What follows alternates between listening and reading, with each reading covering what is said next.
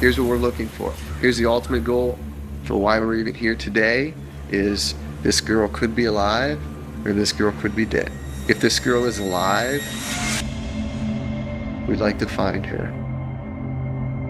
There are people who commonly disappear unexplained for hours at a time.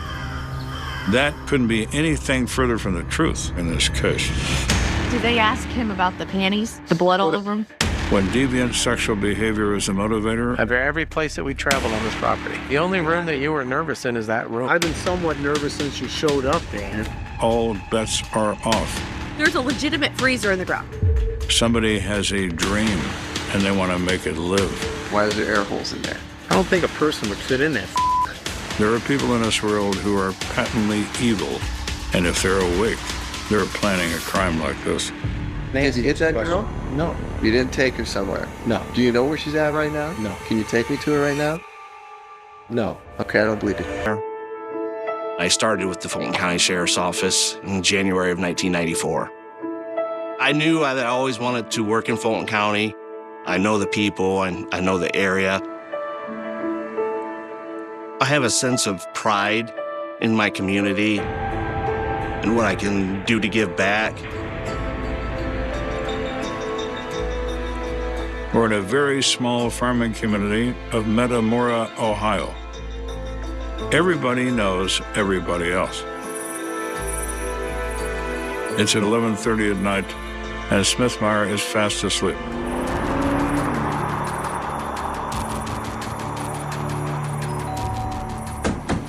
I was kind of wondering, like, who's knocking on my door at 11:30 at night?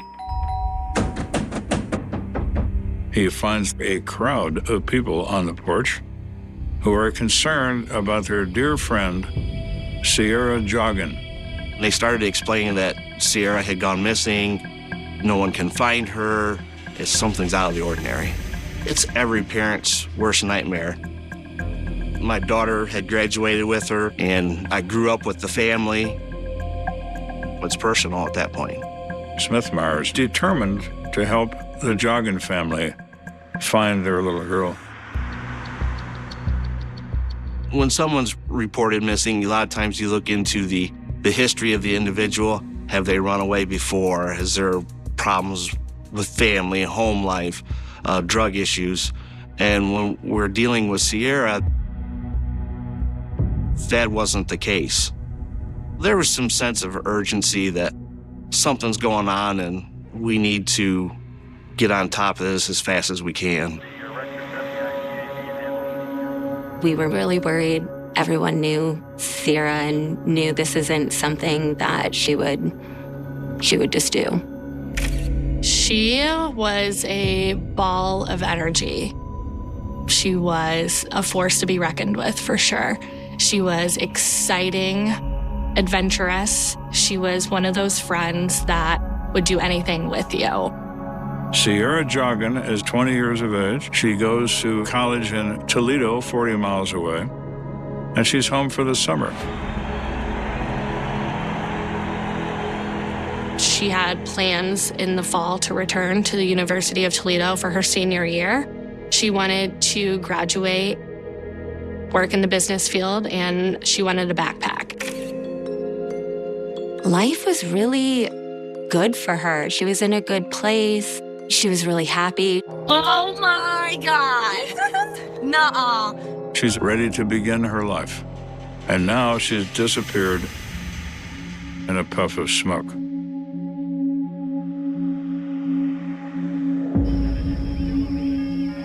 Smithmeyer goes to see Sierra's mom, someone he has known all his life. The mother reports to Major Smithmeyer the last person to see her was Josh Kolazinski, the daughter's boyfriend. There they are, future husband and wife. Let's have a little smoochy for the camera. Josh and Sierra met, I believe, when they were probably around 12. They had already had a friendship, and it just turned into a relationship and blossomed from there. They were a good couple. Oh my God. Sierra's mom told us Sierra had left home around 5 o'clock to go to her boyfriend's house on her bicycle. It's 6 miles from her house to her boyfriend's house. That's a long ride on a bike. But she pedals off into the evening, and it's the last time her mother sees her.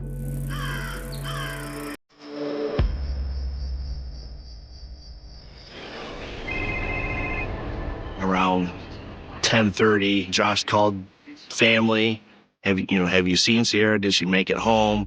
No, she hasn't. We still thought she was with you. Then the concern started, and the family started searching the area to see if they could find her.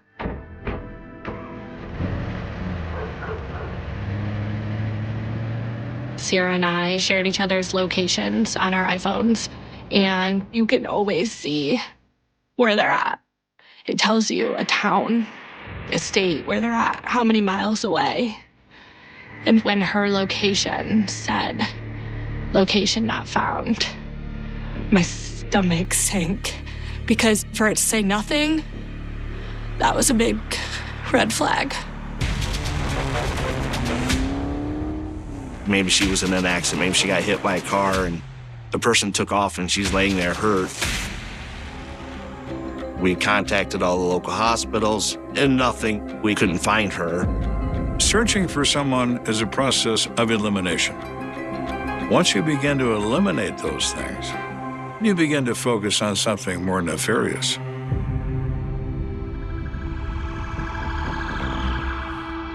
Toledo is one of the largest cities for sex trafficking. Instantly, my mind went to that. Someone took her. Someone is trafficking her. Your mind just goes into 1,000 questions. All right, we have this. Where do we take this? What's our next step? Smithmeyer immediately puts out a bolo to be on the lookout for this girl. She was last seen riding a bicycle, purple in color. She was riding this while wearing a pair of shorts and a halter top and sneakers and green socks. During a missing person investigation, you always have to start with the person that they were last with. In this case, the boyfriend, Josh, was the last one to be seen with her. So they talked to Josh. Well, tell me what happened. Well, she came over, got there about 5:30 or so. We hung out for about an hour alone, and then she left, and I told her I was going to follow her in my motorcycle to make sure she got home.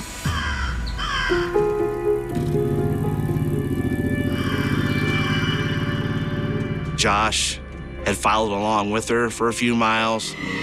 We also had video Josh had taken on his cell phone. He was posting on Facebook and just teasing her and telling her ride faster, come on. About halfway, they parted ways. She said she's fine. I'll ride home. You go back and finish doing what you were doing at home. If you're going to go so far as to escort somebody, you'd go all the way. Seemed a little odd that he stopped because she said he didn't need to continue.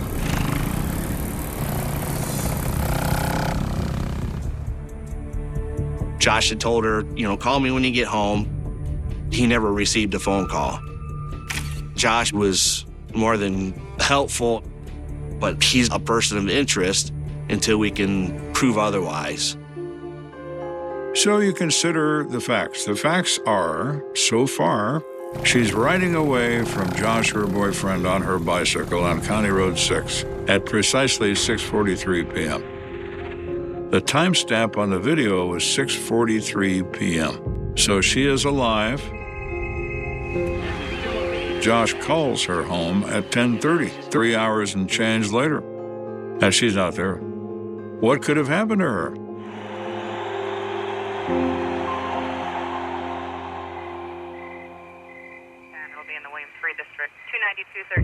What concerns Major Smithmeyer is this town is only 2 miles from the Michigan state line. It's only 50 miles from the Indiana state line.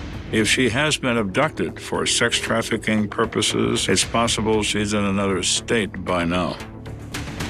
So he gathers all the help he can get and even contacts the FBI. My name is Mark Evans. I'm a special agent with the FBI. Fulton County is a small rural county. This isn't something that many jurisdictions see on a regular basis. The Bureau, what we're able to offer is manpower. We can bring a lot of people in a short amount of time that can break things down, speed up the process, hopefully. That night, we had officers in the area driving up and down the roads also, looking for any sign of an accident. Her bike, Sierra, what would explain why she's missing. Deputy Simon was in the area. While he was searching the area, he had come across something weird. As I was driving, I had my alley lights on, my spotlights, just so I could see on the sides of the roads because it was dark. We were closing in on midnight at this point. 5 and 7, roger. And it caught my eye, this broken cornstalk. Normally in August, September, I wouldn't have thought twice about it. In the middle of July, when they're still growing, that stalk is pretty healthy, that is sturdy, and it takes more than a deer to break a leaf off. So he gets out his light and he walks toward that broken stalk.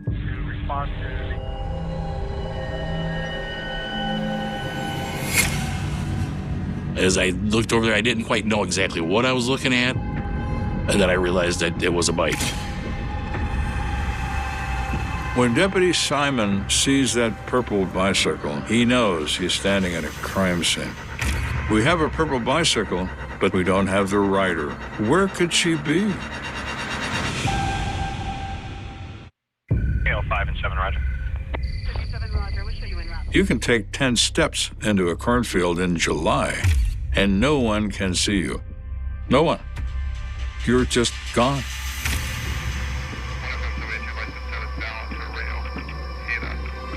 I hollered a few times to see if there was somebody out there and they were injured. I didn't get any response. I went back to the roadway. That's when I called. I said, I need help. Deputy Simon advised that her bicycle that she was riding at the time was found.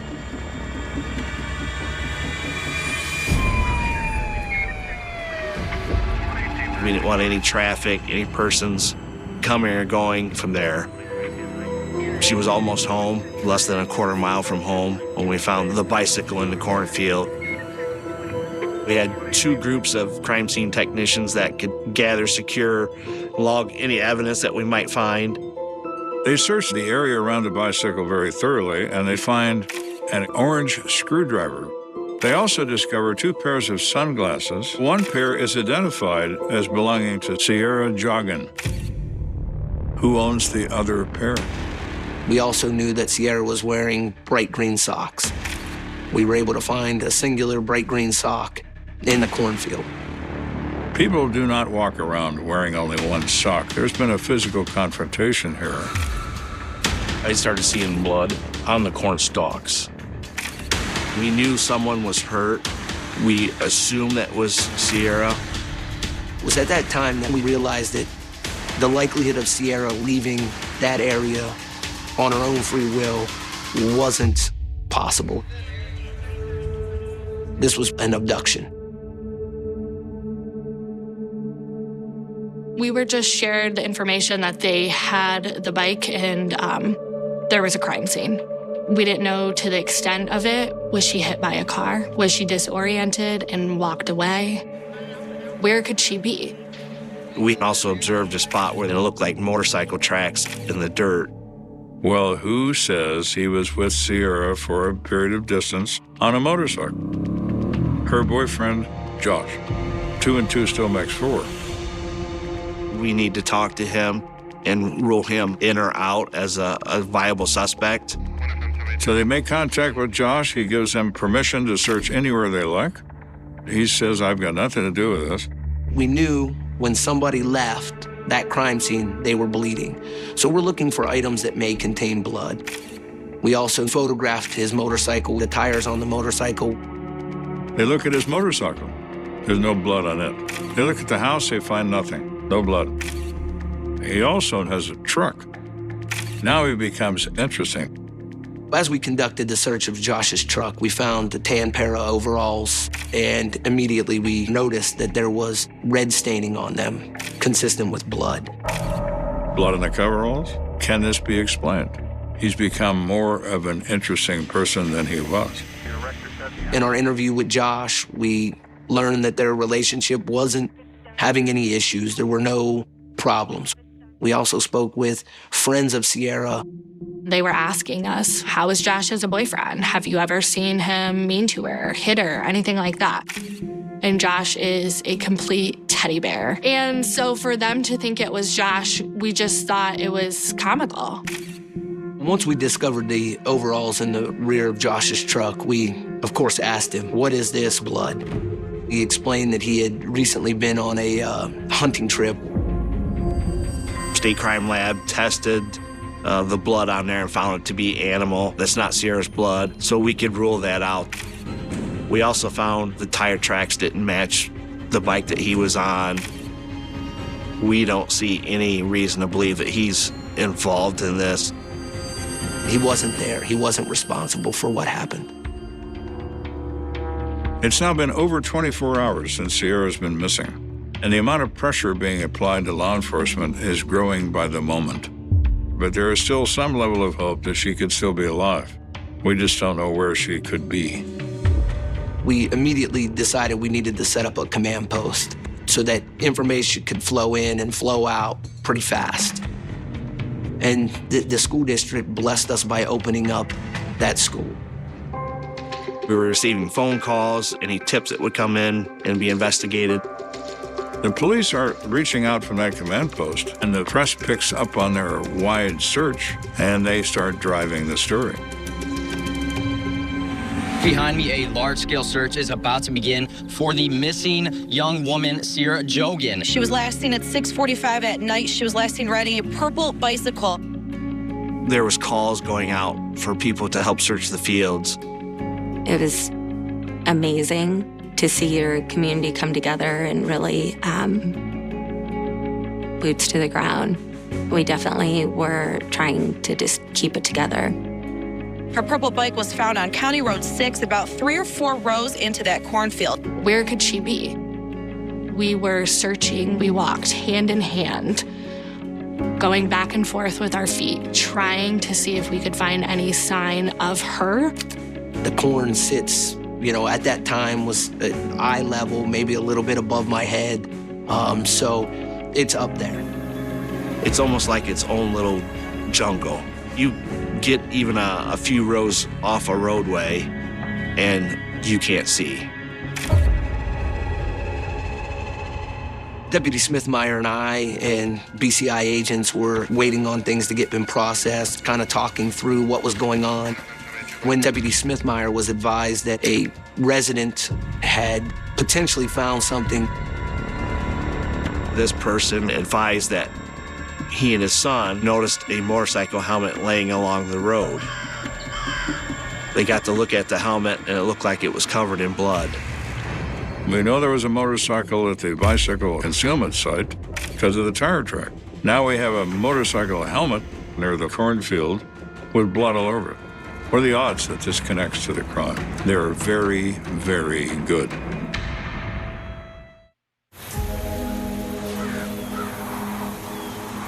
It's more than 24 hours that Sierra has been missing. And now Major Smithmeyer is meeting with a farmer who has found a motorcycle helmet on the side of the road. When the helmet was picked up, it was getting dark out. He had his son jump out of the vehicle and grab it and throw it in the bed of the truck. He doesn't think anything of it until the next day, where he sees and hears that something had happened. Upon our initial view, it's now daylight. We can see blood on the helmet. The evidence says there's been a physical assault and an abduction. We must learn more. We need to develop a suspect, someone to look at.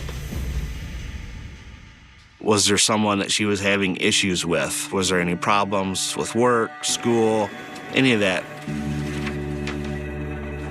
We didn't find anyone that maybe had a beef with her, so that led us to believe this was a stranger abduction, kidnapping, which leads us to be a little more concerned. Stranger crimes are very difficult because there's no connection to the victim. Only 3 to 5% of homicides in the United States occur between perfect strangers. You're looking for someone who has assaulted people in the past. You need somebody with a criminal history. This is a sparsely populated area. However, there are a few houses. And one of the houses is less than a couple of miles from their cornfield where they found the bike. So who lives in there? And what is his story? So they look and they find a person named James Worley. They discover that he served 3 years in prison for an attempted abduction of a 26-year-old female in 1990. Now they have somebody to play with. Let's go have a chat with him, see what he knows about a missing girl.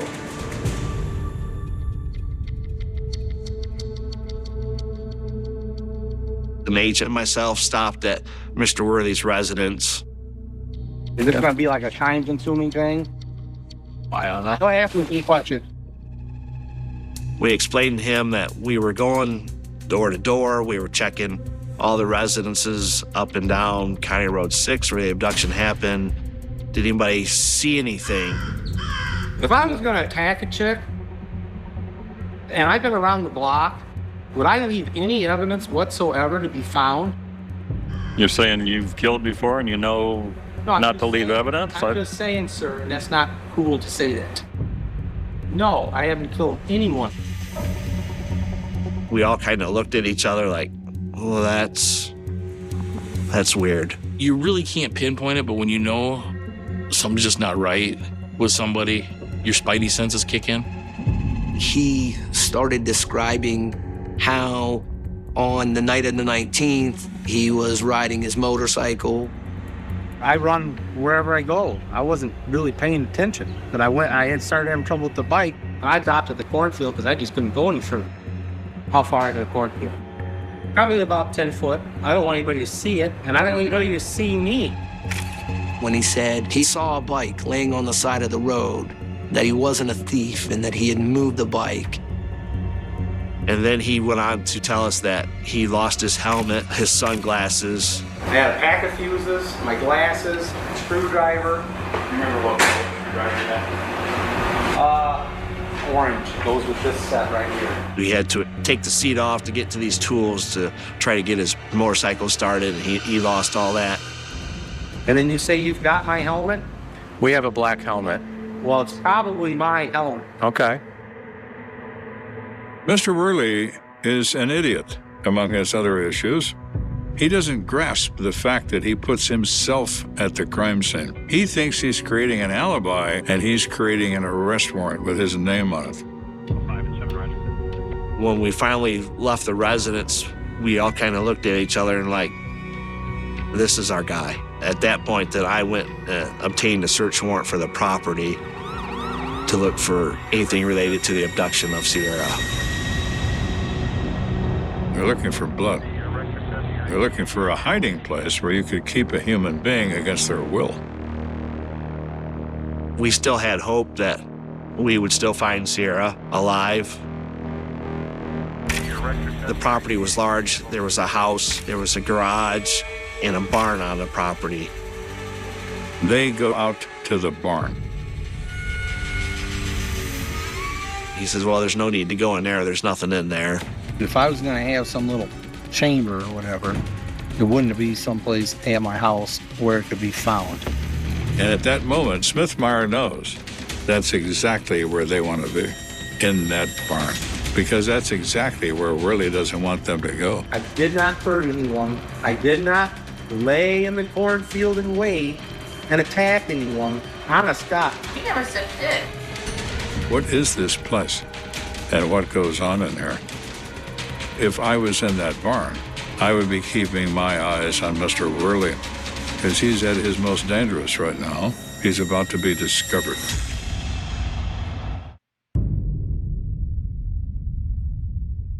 This girl could be alive, or this girl could be dead. If this girl is alive, we'd like to find her. They have no answer for that. The search for Sierra continues, and Worley starts to really get upset. All he wants to do is get rid of these guys. When they focus on the barn, he wants them out. I don't want to do it today because it's so hot, but go ahead and take your peek. Once we got into the barn, it was kind of strange. They notice that all the windows in the place, they're spray painted black. You can't see out, and more importantly, you can't see in. We noticed where it looked like the ground, the dirt had been freshly raked. That didn't make sense. And then all these bales of hay sitting in the middle of the room, not towards the edge, kind of drew their attention as well. What's in there? They start to move these bales of hay, and they discover a green crate. It's like an animal cage. You're starting to get a little anxious, right? Like, what is this? They open it, and it's filled with plastic bags that are labeled lace panties, bras, thongs, all ladies' underwear, lots of it. So now we're really thinking, what is going on here? Why would someone have all this women's clothing? One of the cops looks at him and says, "What are you doing with this stuff?" Look. I gift out lingerie and stuff like that. Okay. What the is wrong with it? Nothing's You wrong. give it out? Dude, that's all girlfriend stuff. Do they ask him about the panties? The blood all over them? We also found a pair of purple underwear that had a spot of blood. So now we were really concerned that we think Sarah was probably at this location. Dude, that in there ain't her blood. Mr. Worley was asked about those items we found, and he claimed that was material that he was going to use while he was filming this new porn business that he wanted to start. That back section of the barn is going to be turned into my own little studio. I'm going to have a porn thing. Okay? Video. And run it as a business. So you're an amateur movie maker, Mr. Worley? He has become patently ridiculous, trying to explain away things he cannot explain. Has he hit that girl? No. You didn't take her somewhere? No. Do you know where she's at right now? No. Can you take me to her right now? No. Okay, I don't believe it. Where is she? Right? Tell us where she is. Let us get answers for the family. If she's still alive, let us know. What can I tell you then? So many crisscross questions here for me not to be just skeptical of you guys. He remained defiant that he wasn't involved, he didn't do this. We continue to remove more hay bales. Once we get all the hay bales outside, you can see a sheet of plywood over the ground that has holes poked in it. They very carefully lift the plywood up, and what they discover under it is a trapdoor in the floor. They realize it's a chest freezer. It's big enough to hide a human being in. It's buried sitting inside the ground. Why is there air holes in there? I don't think a person would fit in there. At this point, people are hearing what's going on, then coming into the search area thinking this is where they're going to find Sierra. They take a breath because they're afraid what they're going to find in there, and they open the freezer door.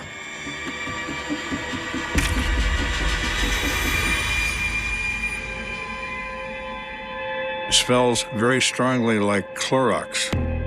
Clorox will destroy blood and also destroy DNA.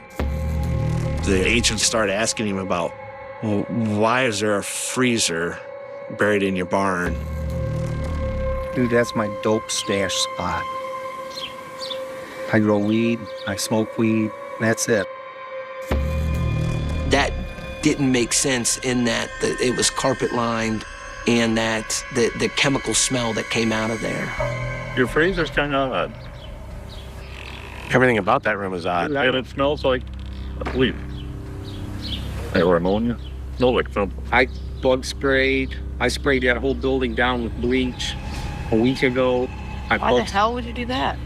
To kill anything in that building. Bleach doesn't kill bugs.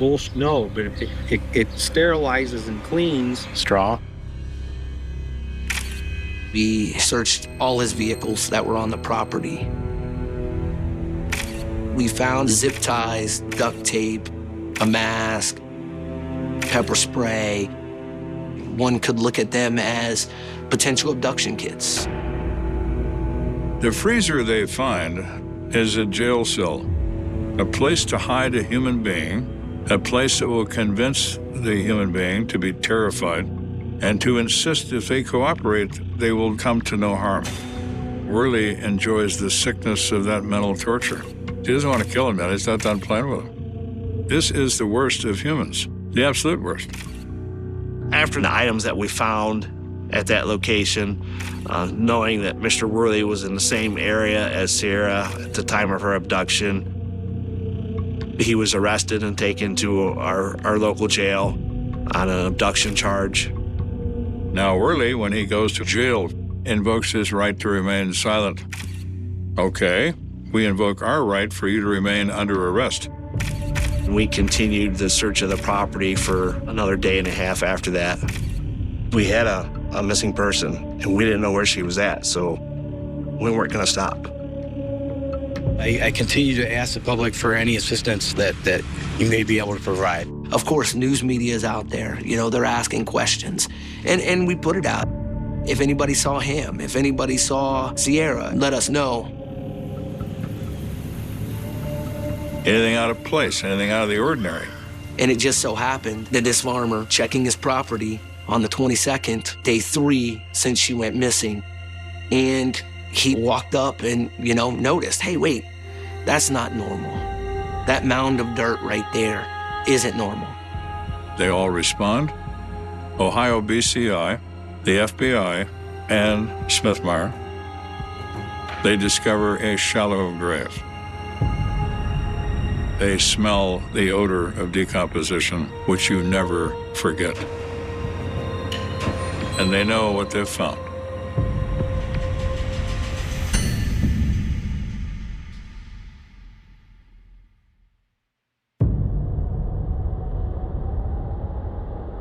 Today's a very tragic day as there was a press conference held earlier this morning where the Sheriff's Department, along with the FBI, announced that they believe they have found the remains of 20-year-old Sierra Joggin. The entire town and several different law enforcement agencies were focused on finding Sierra Joggin alive. And now they're standing over her grave. Once we got most of the dirt removed and could expose her face, then we knew it was Sierra.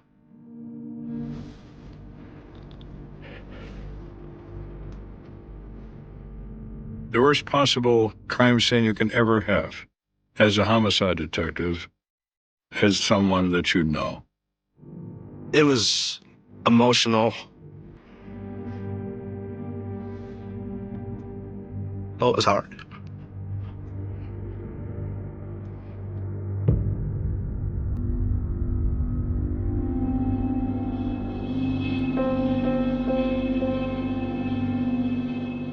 And her family and her friends were all just on the porch, screaming in agony. It was like the last bit of hope that we had that was crushed.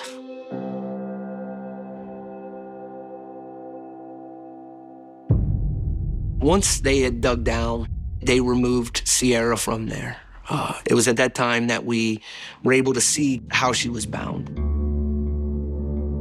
Her hands were handcuffed behind her back so that her feet and hands were hog-tied together. There was a rubber dog toy that was tied into her mouth. The plastic dog toy had been shoved in her mouth with such force that it chipped one of her teeth, blocking her larynx and causing her to suffocate. All the evidence items that we had recovered were sent to BCI for DNA testing. One of the first things that came back was the motorcycle helmet. That motorcycle helmet had DNA on it. Of course, the interior of that helmet being from James Worley. The blood on the outside was Sierra Joggin. Those initial things put the two of them at the crime scene. The blood at the scene on the cornfield was Sierra's. The spot of blood in the underwear matched Sierra's DNA. The evidence they had against Mr. Worley is what prosecutors dream of. Without doubt, it is him and him alone.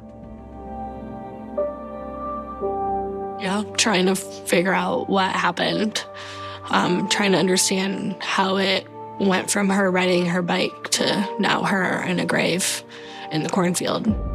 Worley never offered a word of explanation or an admission of any kind. But the police theorized just what happened. Doing the search on Mr. Worley's computer, he had watched a lot of porn on his computer that day prior to the abduction.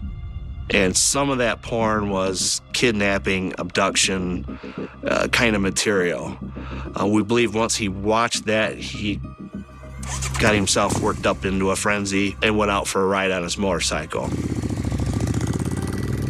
Police theorize that he passed Sierra on his motorcycle. He selected her as his victim. He then sped up, waited for her to come by, and might have even flagged her over.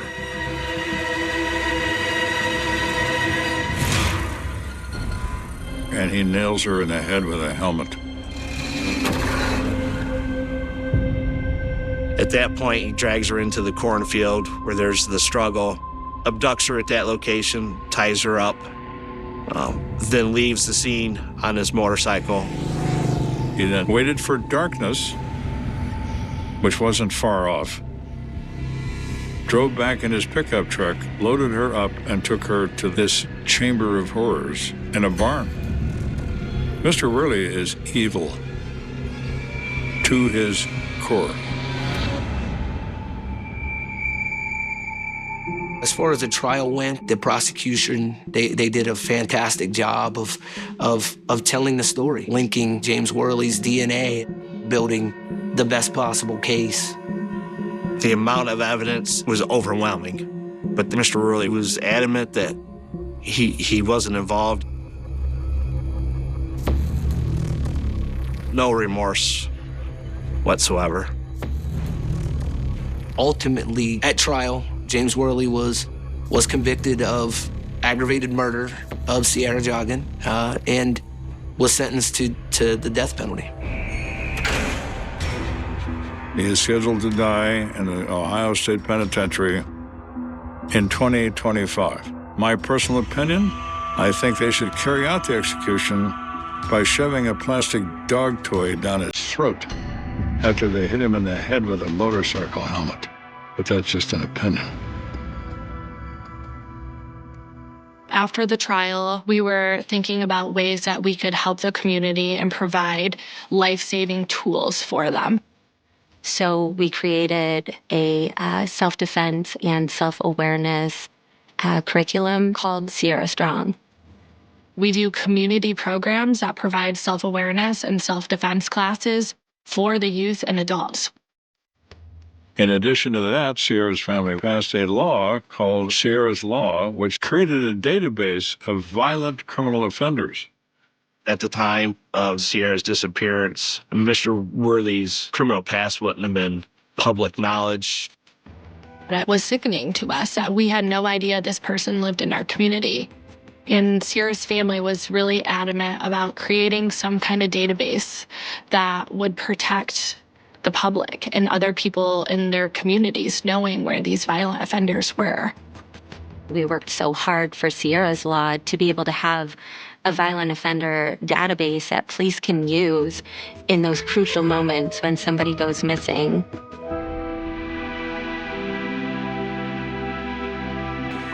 We hope Sierra's Law will give law enforcement another avenue if something like this should happen in their areas. She would not want anyone to remember her for what happened to her, but the amazing things that are happening because of her life. She's still fighting, and she's still pushing for change and positivity. August 24, 1992. The summer air hung heavily over Montreal. For most people, it was just another Monday afternoon. The city moved with the lazy rhythm of late August. Office workers drifted through downtown streets carrying coffee cups and briefcases. Tourists wandered beneath the glass towers. Students, still weeks away from the beginning of a new semester, enjoyed the final days of freedom before classrooms filled once again. Above the noise of traffic and conversation stood Concordia University. A place built for ideas. A place where arguments were supposed to be settled with research papers, debates, and equations written across chalkboards. A place where knowledge was meant to illuminate darkness. But on that afternoon, behind office doors and fluorescent-lit hallways, something else was taking shape. Something nobody could see. Something that had been growing for years. Like pressure building inside a sealed chamber. Like a crack spreading invisibly through steel. At approximately 1 o'clock in the afternoon, a man entered the Henry F. Hall building carrying 3 handguns and hundreds of rounds of ammunition.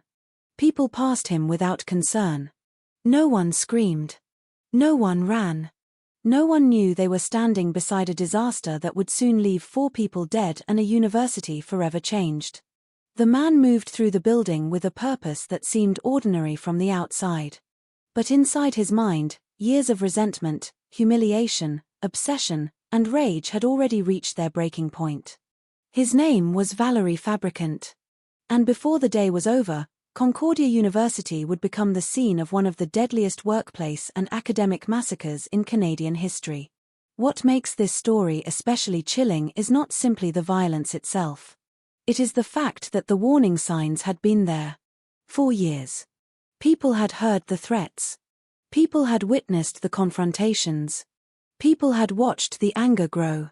Faculty members whispered about him. Administrators documented complaints.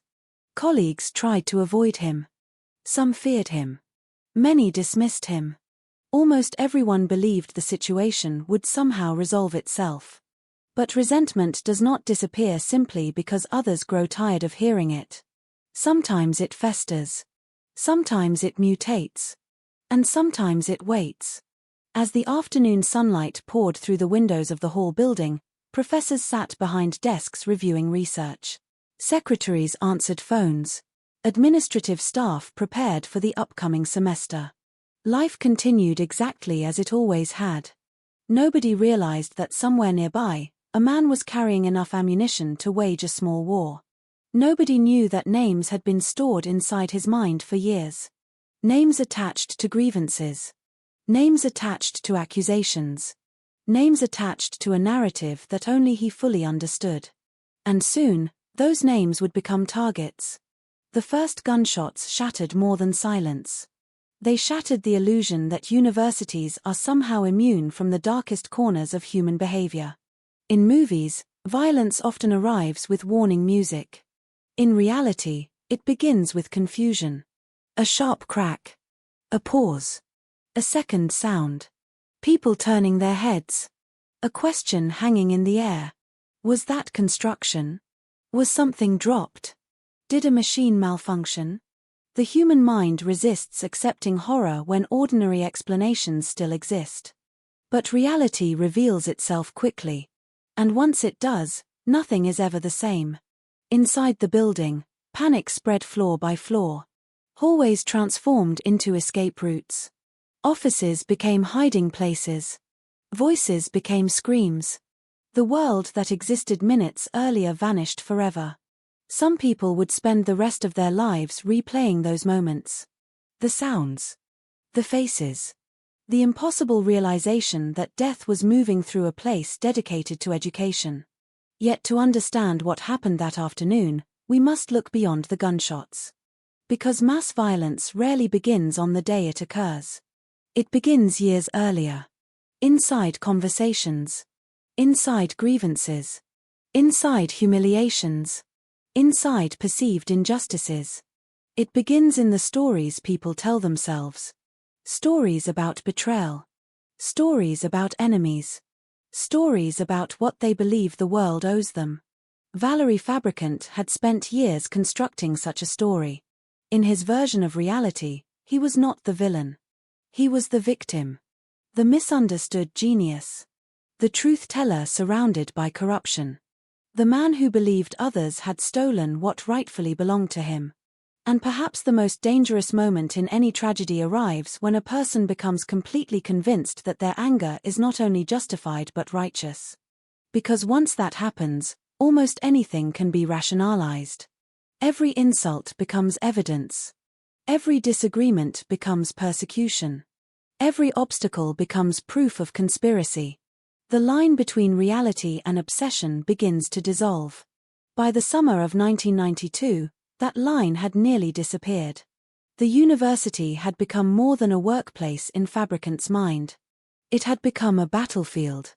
His colleagues were no longer merely colleagues. They had become symbols.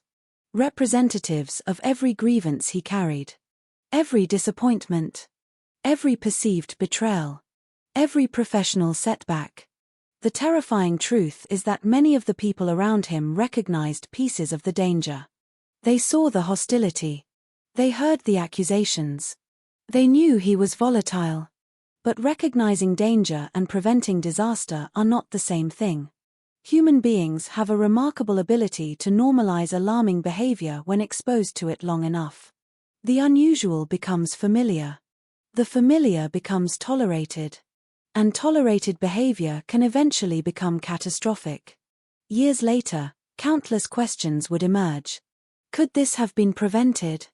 Were there moments when intervention might have changed everything? Did people underestimate the seriousness of the threats? Did bureaucratic hesitation allow a dangerous situation to worsen? Those questions continue to echo through the history of the case. Because the Concordia massacre is not merely a story about one violent afternoon. It is also a story about warning signs. About institutional blind spots. About what happens when conflict festers unchecked inside environments built on prestige, hierarchy, and competition. Yet before investigators would examine those questions, before courtrooms would hear testimony, before newspapers would publish headlines across Canada, 4 men would lose their lives. Families would receive phone calls that seemed impossible. Loved ones would wait for people who would never come home. Children would discover that an ordinary morning had quietly become the dividing line between before and after. There is a cruel randomness to these moments. One decision. One hallway. One office door. 1 minute of timing. Life moves forward. Or it doesn't. And for the victims of August 24, 1992, time stopped inside the walls of Concordia University. The city outside continued to breathe. Cars continued moving. Traffic lights continued changing colors. Strangers continued laughing on sidewalks. Yet inside the whole building, history was being written in blood. The coming hours would reveal scenes that few witnesses would ever fully forget. Acts of terror. Acts of courage. Moments of panic. Moments of survival.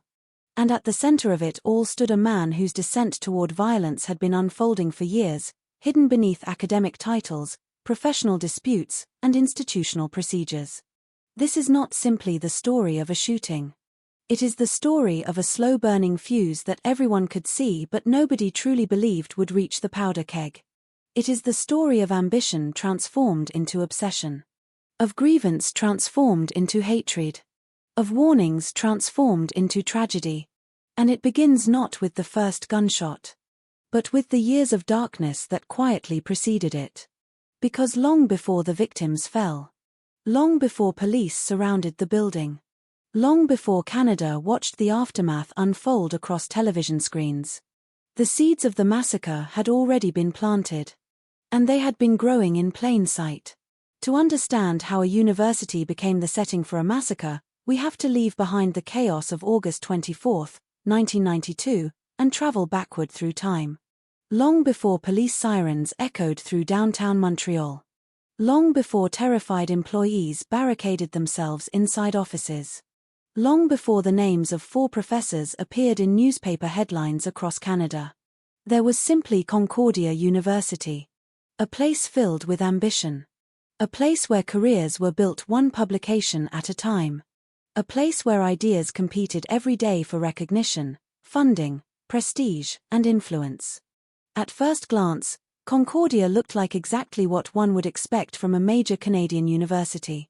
Thousands of students crossed its campuses every year carrying textbooks, backpacks, and dreams about the future. Lecture halls buzzed with discussion. Laboratories glowed late into the evening. Faculty members spent endless hours researching, teaching, writing papers, and chasing grants. The institution projected stability, order, intellectual purpose. But universities are not isolated from human nature. Behind office doors and faculty meetings, there are rivalries, competition, politics, disputes over promotions, arguments over recognition, clashes of personality and ego. In many ways, universities are miniature societies. And wherever human beings gather, conflict follows. During the late 1980s and early 1990s, Concordia was continuing to establish itself as one of Canada's most respected institutions of higher learning. Montreal itself was a city of contrasts. Historic stone buildings stood beside modern skyscrapers. French and English cultures blended together. The city carried an energy that felt uniquely alive. Downtown streets remained crowded well into the evening. Cafes overflowed with conversation. Artists, students, academics, and professionals shared the same neighborhoods. For many professors arriving from different parts of the world, Montreal represented opportunity. A chance to build something meaningful. A chance to leave a legacy. One of those professors was Valéry Fabricant. Years before his name would become associated with violence, he appeared to embody a familiar academic success story. Born in the Soviet Union, Fabricant possessed undeniable intelligence. He was educated, accomplished, technically skilled. By the standards of academia, he had achieved something many people spend their entire lives pursuing: a position as a professor. To outsiders, his future appeared promising. Yet beneath the surface, another story was unfolding. Those who worked alongside him would later describe a man who often seemed perpetually at war with the world around him. Arguments followed him. Disputes multiplied. Relationships deteriorated. At first, these conflicts appeared manageable. Universities frequently attract strong personalities. Professors are trained to challenge assumptions. Disagreement is often part of the culture. A heated debate in academia rarely raises alarm. But with Fabricant, the disagreements seemed different. More personal. More persistent. More consuming. Colleagues began noticing patterns. Minor issues became major confrontations. Professional criticism transformed into personal attacks. Administrative decisions generated explosive reactions. Rather than fading over time, the conflicts intensified. What made the situation particularly complicated was that Fabricant was not merely making random complaints. Some of his accusations involved serious allegations regarding academic misconduct and authorship disputes. Research credit is one of the most valuable currencies in academia. A name attached to a publication can influence promotions, reputation, funding, and professional standing. When disputes arise over who deserves recognition for scientific work, emotions often run high. Fabricant became increasingly convinced that others were benefiting from his efforts. According to his perspective, colleagues were exploiting his work and denying him the credit he deserved. Whether every accusation had merit became almost secondary to a more troubling reality. He believed them. Completely. And belief can be a powerful force. Especially when mixed with resentment. As years passed, his worldview appeared to narrow. Events that others viewed as routine professional disagreements became evidence of something larger. A pattern. A conspiracy. A campaign directed against him. Inside his mind, the story grew increasingly elaborate. He was not merely encountering obstacles. He was being targeted. Not merely criticized. Persecuted. Not merely challenged. Victimized. People who knew him during this period often described an individual who seemed incapable of letting go. Most professionals experience setbacks. Applications get rejected. Promotions go to someone else. Research projects fail. Disagreements occur. Life moves on. But for Fabricant, grievances seemed to accumulate rather than fade. Each perceived slight joined a growing collection of resentments. Every argument became another entry in an internal ledger of injustice. The weight of that ledger increased year after year. Meanwhile, Concordia continued functioning as universities always do. Students graduated. New students enrolled. Departments evolved. Administrative priorities changed. To most people on campus, daily life remained relatively normal. Yet beneath that normality, tension was quietly building. Some faculty members reportedly felt uncomfortable around Fabricant. Others actively avoided him. Conversations became cautious. Meetings grew strained. Administrators found themselves dealing with recurring complaints and conflicts. Over time, concerns expanded beyond professional disagreements. Reports emerged describing threatening behavior, hostile interactions, intimidation, warnings that seemed increasingly difficult to dismiss. The challenge facing the university was one that many institutions struggle with even today. How do you distinguish between a difficult employee and a dangerous one? The answer seems obvious in hindsight. It rarely feels obvious in real time. Human beings generally prefer explanations that preserve normality. A troublesome professor remains a troublesome professor. An angry colleague remains an angry colleague. A disruptive employee remains a disruptive employee. The possibility that someone may eventually commit murder feels too extreme. Too unlikely. Too unimaginable. And so warning signs are often interpreted through less alarming lenses. That tendency would later become one of the most disturbing aspects of the Concordia tragedy.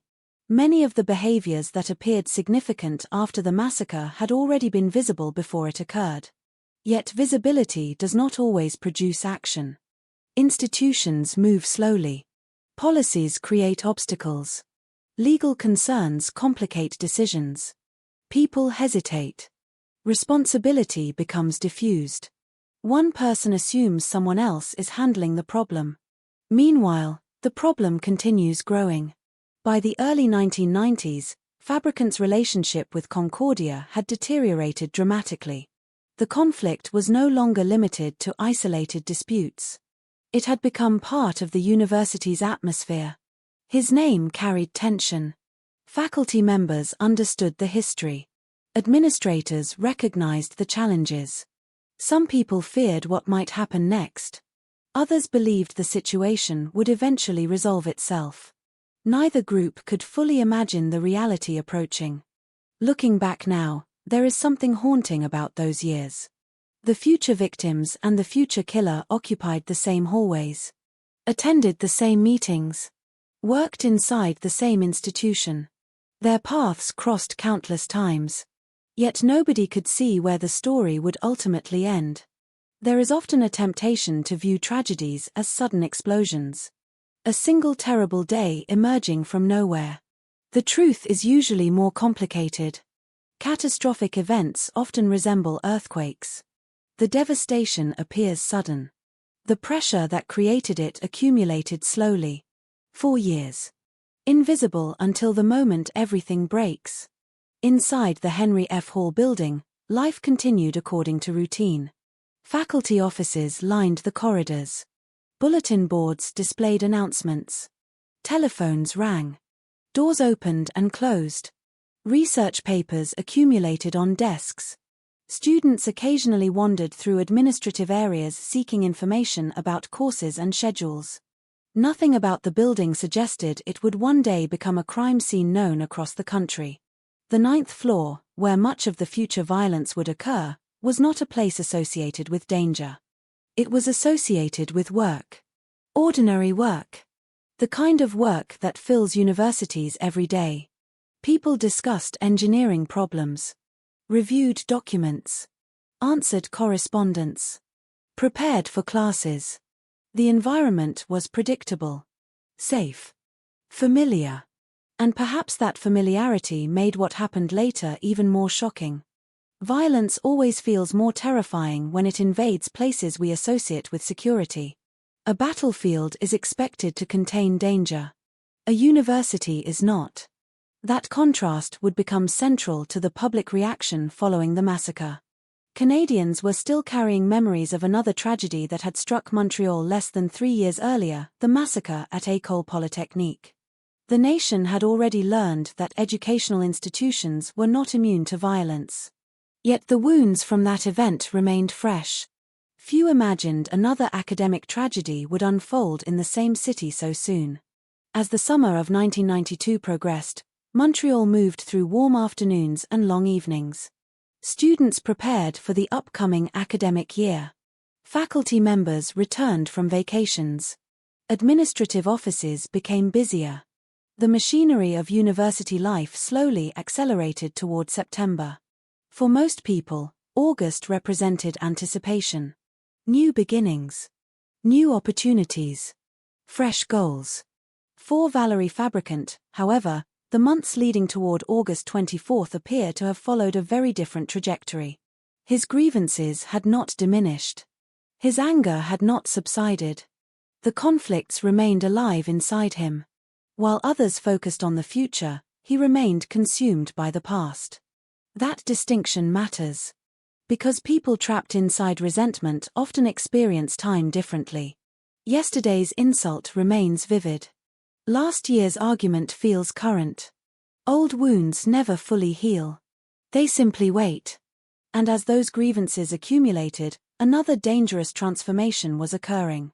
The individuals he blamed were gradually ceasing to exist as complete human beings within his mind. Instead, they became symbols. Representatives of corruption. Obstacles. Enemies. When that transformation occurs, empathy begins to disappear. The humanity of others becomes secondary to the narrative driving the resentment. History has shown repeatedly that violence becomes easier when people stop seeing individuals and start seeing symbols. A colleague becomes a problem. A rival becomes an enemy. An enemy becomes a target. By August 1992, the stage had been set. Not visibly. Not dramatically. No alarms echoed through the university. No emergency warnings appeared. The hallways remained quiet. The offices remained occupied. The city remained beautiful beneath the summer sun. Yet beneath that ordinary surface existed years of unresolved conflict, institutional tension, personal obsession, and escalating hostility. The conditions for disaster were already in place. Nobody knew exactly when the breaking point would arrive. Nobody knew how devastating it would become. But the pressure had been building for a very long time. And soon, on an ordinary Monday afternoon in downtown Montreal, that pressure would finally erupt. When it did, Concordia University would be forced to confront a horrifying question. How had a place devoted to knowledge become the setting for so much death? The answer would not be found in a single moment. It would be found in the years leading up to it. The years when anger grew unchecked. The years when warning signs multiplied. The years when a troubled professor slowly transformed into a man preparing for murder. And as summer approached its final days in 1992, that transformation was nearly complete.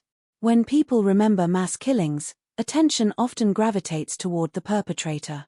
His name dominates headlines. His photograph appears on television screens. His motives become the subject of endless analysis. His life is dissected in books, documentaries, court records, and newspaper archives. Meanwhile, the people whose lives were stolen often fade into the background. Reduced to statistics. Reduced to numbers. 4 dead. 1 injured. A line in a report. A paragraph in history. But before August 24, 1992, the victims of the Concordia massacre were not names attached to a tragedy. They were fathers. Husbands. Friends. Mentors. Colleagues. They were human beings who woke up that Monday morning believing they would return home at the end of the day. None of them knew that the routines they had followed hundreds of times before would suddenly come to an end. None of them knew that ordinary conversations would become final conversations. That routine goodbyes would become permanent goodbyes. The story of the Concordia massacre cannot be understood without remembering the lives standing at its center. Because violence is measured not only by what it destroys in a moment, but by everything it prevents from happening afterward. The birthdays never celebrated. The research never completed. The grandchildren never met. The conversations that never occurred. The futures erased. Among those who would lose their lives that afternoon was Michael Gordon Hogben. To colleagues and students, he was known as a respected academic and administrator. The kind of individual universities depend upon but rarely celebrate publicly. The people who quietly keep institutions functioning. The people who arrive early, stay late, solve problems, guide younger colleagues, handle responsibilities that often go unnoticed. His office was not a place associated with drama or conflict. It was a workspace. A place where meetings occurred, paperwork accumulated, and decisions affecting students and faculty were made. Like countless professors, his career had been built over years of dedication. The academic world rewards patience. It rewards persistence. Success comes slowly. Publication by publication. Semester by semester. Year by year. Those who knew him described a man immersed in his profession but also connected to the lives around him. The reality of academic work is often misunderstood. People imagine professors spending their days giving lectures and conducting research. In truth, much of the profession revolves around people. Students seeking advice. Colleagues needing support. Departments requiring leadership. Universities are communities. And Michael Hogben had become part of that community. The same was true of Aaron Jan Saber. Like many academics, his life was shaped by intellectual curiosity and professional commitment. Universities attract individuals who dedicate decades to mastering difficult subjects. The process demands sacrifice. Long hours. Missed weekends. Years spent pursuing knowledge that few people outside the field fully understand. Aaron Saber belonged to that world. A world where success often arrives quietly. Not through fame. Not through public recognition. But through contributions that help expand human understanding one small step at a time. Behind every professor's office door exists a life extending far beyond campus. Family dinners. Personal dreams. Private struggles. Inside those dimensions of life, Aaron was not merely an academic. He was someone loved by others. Someone whose absence would leave a space that could never truly be filled. Then there was Matthew McCartney Douglas. Like the other victims, he existed within the everyday rhythm of university life. Meetings. Deadlines. Research. Conversations in hallways. The countless interactions that make up a professional career. It is easy to forget how many relationships develop inside academic institutions. People work together for years. Sometimes decades. They watch one another's careers evolve. Celebrate achievements. Navigate challenges. Attend retirements. Attend weddings. Attend funerals. Over time, colleagues become part of one another's lives. Not necessarily family. But something close to it. The kind of familiarity built through years of shared experiences. The kind of familiarity that makes sudden violence especially devastating. Because when tragedy strikes a workplace, it does not affect strangers. It affects communities. Matthew Douglas was part of that community. A man whose life extended far beyond the office where he spent his working hours. A man with plans for the future. A man who could not have imagined that an ordinary summer afternoon would become his last. The fourth victim was Foivo Ziogas. His story carried its own unique journey. Like many academics, he had devoted years to education, research, and professional development. The path toward becoming a professor is rarely simple. It often requires moving between countries, adapting to new cultures, enduring financial uncertainty, competing in demanding environments. Academic careers are built through perseverance. People pursue them not because they are easy but because they are passionate about their work. Foivos Ziogas represented that commitment. He had built a life within the university system. A life centered on learning, teaching, and contributing to his field. On August 24th, that life would be stolen without warning. What makes stories like these particularly heartbreaking is their ordinariness. The victims were not famous celebrities. They were not public figures known across the country. They were professionals living ordinary lives. People whose importance was measured not by national recognition but by the people who cared about them. And those personal losses are often impossible to quantify. When a loved one dies unexpectedly, the grief extends into every corner of daily life. An empty chair at dinner. A voicemail that can never be returned. Clothes still hanging in a closet. Books left unfinished. Plans abandoned. The aftermath unfolds not over days but over years. Sometimes decades. The Concordia massacre also left behind a survivor whose experience would become part of the tragedy's legacy. Elizabeth Horwood. An administrative employee who was wounded during the attack. Survival is often portrayed as a happy ending. Reality is more complicated. Surviving violence frequently means carrying memories that never completely disappear. Moments replay themselves unexpectedly. A sound. A hallway. A particular time of year. A familiar building. Trauma has a way of preserving certain memories with extraordinary clarity. Details become frozen. The mind returns to them repeatedly. For survivors, healing is rarely a straight path. It unfolds through countless small battles that outsiders may never fully see. As August 24th began, however, none of these people viewed themselves as future victims or future survivors. They were simply living their lives. The day itself appeared remarkably ordinary. The summer semester was nearing its conclusion. The city remained warm. University operations continued as usual.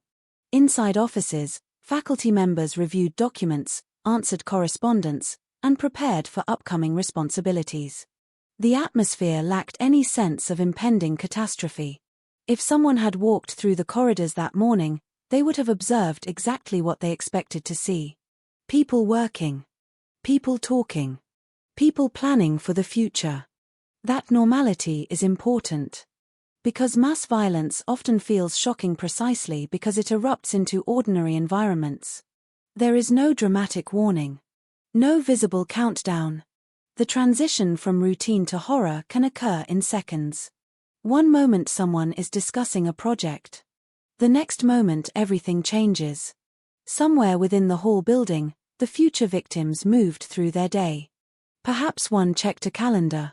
Perhaps another reviewed paperwork. Perhaps someone thought about dinner plans for the evening.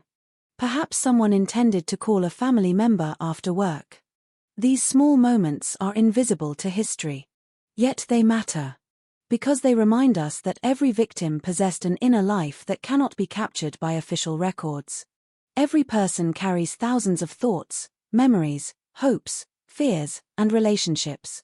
When violence takes a life, all of that disappears. Not just a body. An entire universe. The tragedy becomes even more profound when we consider how little separated the victims from survival.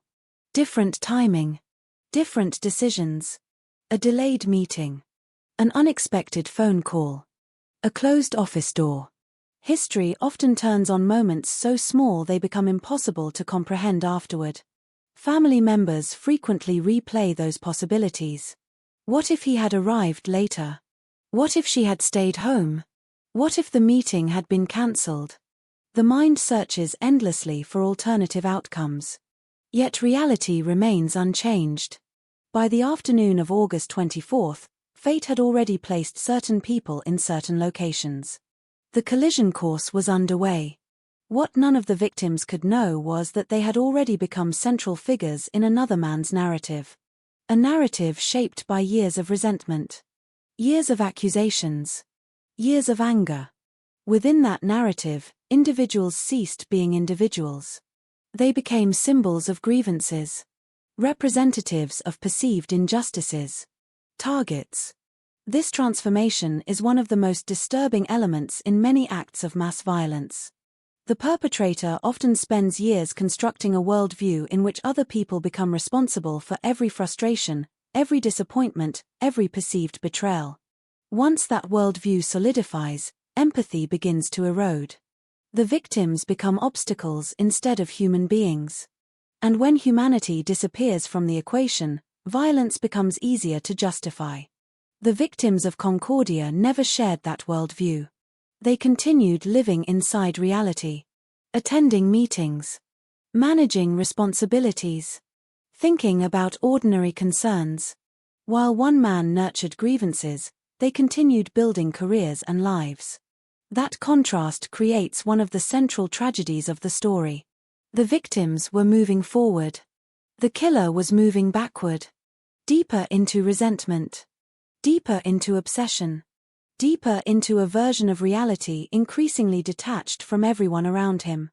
Years later, family members and colleagues would remember the victims through stories. Stories that rarely appear in court documents. Stories about kindness, humor, mentorship, friendship. The qualities that make a person unique. Because death records can tell us when someone died. They cannot fully explain how someone lived. And that distinction matters. The Concordia massacre was not simply the destruction of 4 lives. It was the destruction of 4 ongoing stories. Stories that had begun decades earlier and should have continued for decades more. Stories involving families, friendships, ambitions, and dreams. Stories interrupted by violence. As the afternoon approached on August 24th, those stories were still unfolding. The victims moved through familiar hallways. Sat inside familiar offices. Engaged in familiar routines. Everything felt ordinary. Predictable. Safe. They had no reason to believe otherwise. Outside the university, Montreal continued its daily rhythm beneath the summer sky.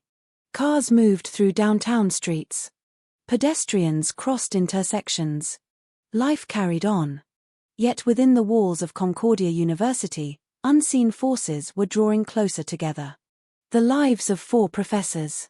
The actions of one increasingly desperate and angry man. And a moment that would soon change countless families forever. The victims could not see it coming. Perhaps that is what makes the tragedy so heartbreaking. They were not standing at the edge of some obvious danger. They were simply living another day. Doing the work they had devoted their lives to. Trusting that the university around them remained what it had always been. A place of learning. A place of ideas. A place where disagreements ended with words. Not bullets. Within a few hours, that belief would be shattered forever. And the names Michael Gordon Hogben, Aaron John Saber, Matthew McCartney Douglas, and Foivo Ziogas would become permanently linked by a tragedy none of them ever had the chance to escape. August 24, 1992. The afternoon began like hundreds of others before it. The Henry F. Hall building stood at the heart of Concordia University, its hallways illuminated by the sterile glow of fluorescent lights. Elevators moved steadily between floors. Office doors opened and closed. Telephones rang. Conversations drifted through corridors before fading into the background hum of another working day. Nothing about the building suggested that within the next few hours it would become the scene of one of the deadliest academic workplace shootings in Canadian history. Outside, Montreal remained wrapped in the warmth of late summer. Inside, people focused on deadlines, meetings, and preparations for the coming semester. Life felt ordinary. Predictable. Safe. At some point shortly after midday, Valerie Fabricant entered the building carrying 3 handguns and a large quantity of ammunition. To those who may have seen him, there was nothing immediately alarming. He was not a stranger. He was not an intruder. He belonged there. That simple fact would become one of the most chilling aspects of the tragedy. The danger was not approaching from outside. It was already inside. 4 years. Walking through the corridors, Fabricant appeared calm. Witnesses would later describe a man moving with purpose rather than panic. There was no frantic energy. No obvious loss of control. The years of resentment, accusations, and hostility that had accumulated within him seemed to have crystallized into something cold and deliberate. This was not an explosion of spontaneous rage. The weapons he carried told a different story. Preparation. Intent. Planning. As he made his way toward the 9th floor, employees continued working behind office doors. Some reviewed paperwork. Some answered correspondence. Some discussed upcoming projects. The future victims were engaged in the ordinary routines that had defined their professional lives. None of them knew death was moving through the building. The 9th floor housed offices connected to the engineering faculty. A familiar environment. A place where professional disagreements had unfolded for years. A place connected to many of the grievances that had consumed Fabricant's thoughts. At first, it appears he searched for specific individuals. Some of the people he intended to confront were not there. Some offices were empty. Some doors did not lead to the encounters he expected. Yet instead of leaving, he continued. The afternoon moved forward.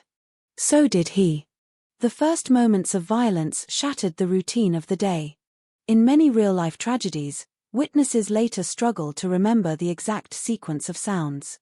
A gunshot inside an office building does not always register immediately as a gunshot. People search for alternative explanations. A heavy object falling. Construction work. A mechanical malfunction. Anything but the truth. The mind resists horror. At least for a few seconds. Then reality arrives. And once it does, there is no escape from it. Somewhere on the 9th floor, the first shots rang out. The sound echoed through hallways never designed to contain violence. Conversations stopped. People froze. Heads turned. For a brief moment, confusion spread faster than fear. Nobody understood exactly what was happening. Then came more shots. The confusion vanished. Panic replaced it. Inside offices, employees looked toward doorways. Some stood up from their desks. Others rushed to windows. Others reached for telephones. The realization moved through the floor with terrifying speed. Someone was shooting. The danger was real. And it was close. Michael Gordon Hogben became one of the first victims. The details of those final moments can never be fully reconstructed. History often preserves outcomes while losing the human reality that exists inside them. What was he thinking? Did he recognize the danger immediately? Did he have time to understand what was happening? Those questions remain trapped within a moment that ended too quickly. What is known is that violence entered his office and ended a life built across decades. The sounds of gunfire continued. Each shot transformed the building further. The university that had existed minutes earlier was disappearing. In its place emerged something unrecognizable. A crime scene. A battlefield. A nightmare unfolding in real time. As Fabricant moved through the area, more people encountered the horror. Some heard screaming. Others heard doors slamming. The atmosphere became chaotic. Information spread through fragments. Someone had been shot. No, several people had been shot. No one knew exactly where the gunman was. No one knew who might be next. The uncertainty amplified the terror. Aaron John Saber was another victim of the attack. For years he had moved through these same corridors as a professor and colleague. On this afternoon, those familiar surroundings offered no protection. The violence was indiscriminate in its final consequences, even if the shooter's motivations were rooted in personal grievances. Lives ended in places associated with work, learning, and intellectual pursuit. The contrast was almost impossible to comprehend. Universities are built around ideas. The shooter had arrived carrying bullets. As more shots echoed through the floor, employees desperately sought safety. Some locked themselves inside offices. Some hid beneath desks. Others pressed themselves silently against walls, afraid that even the smallest sound might reveal their location.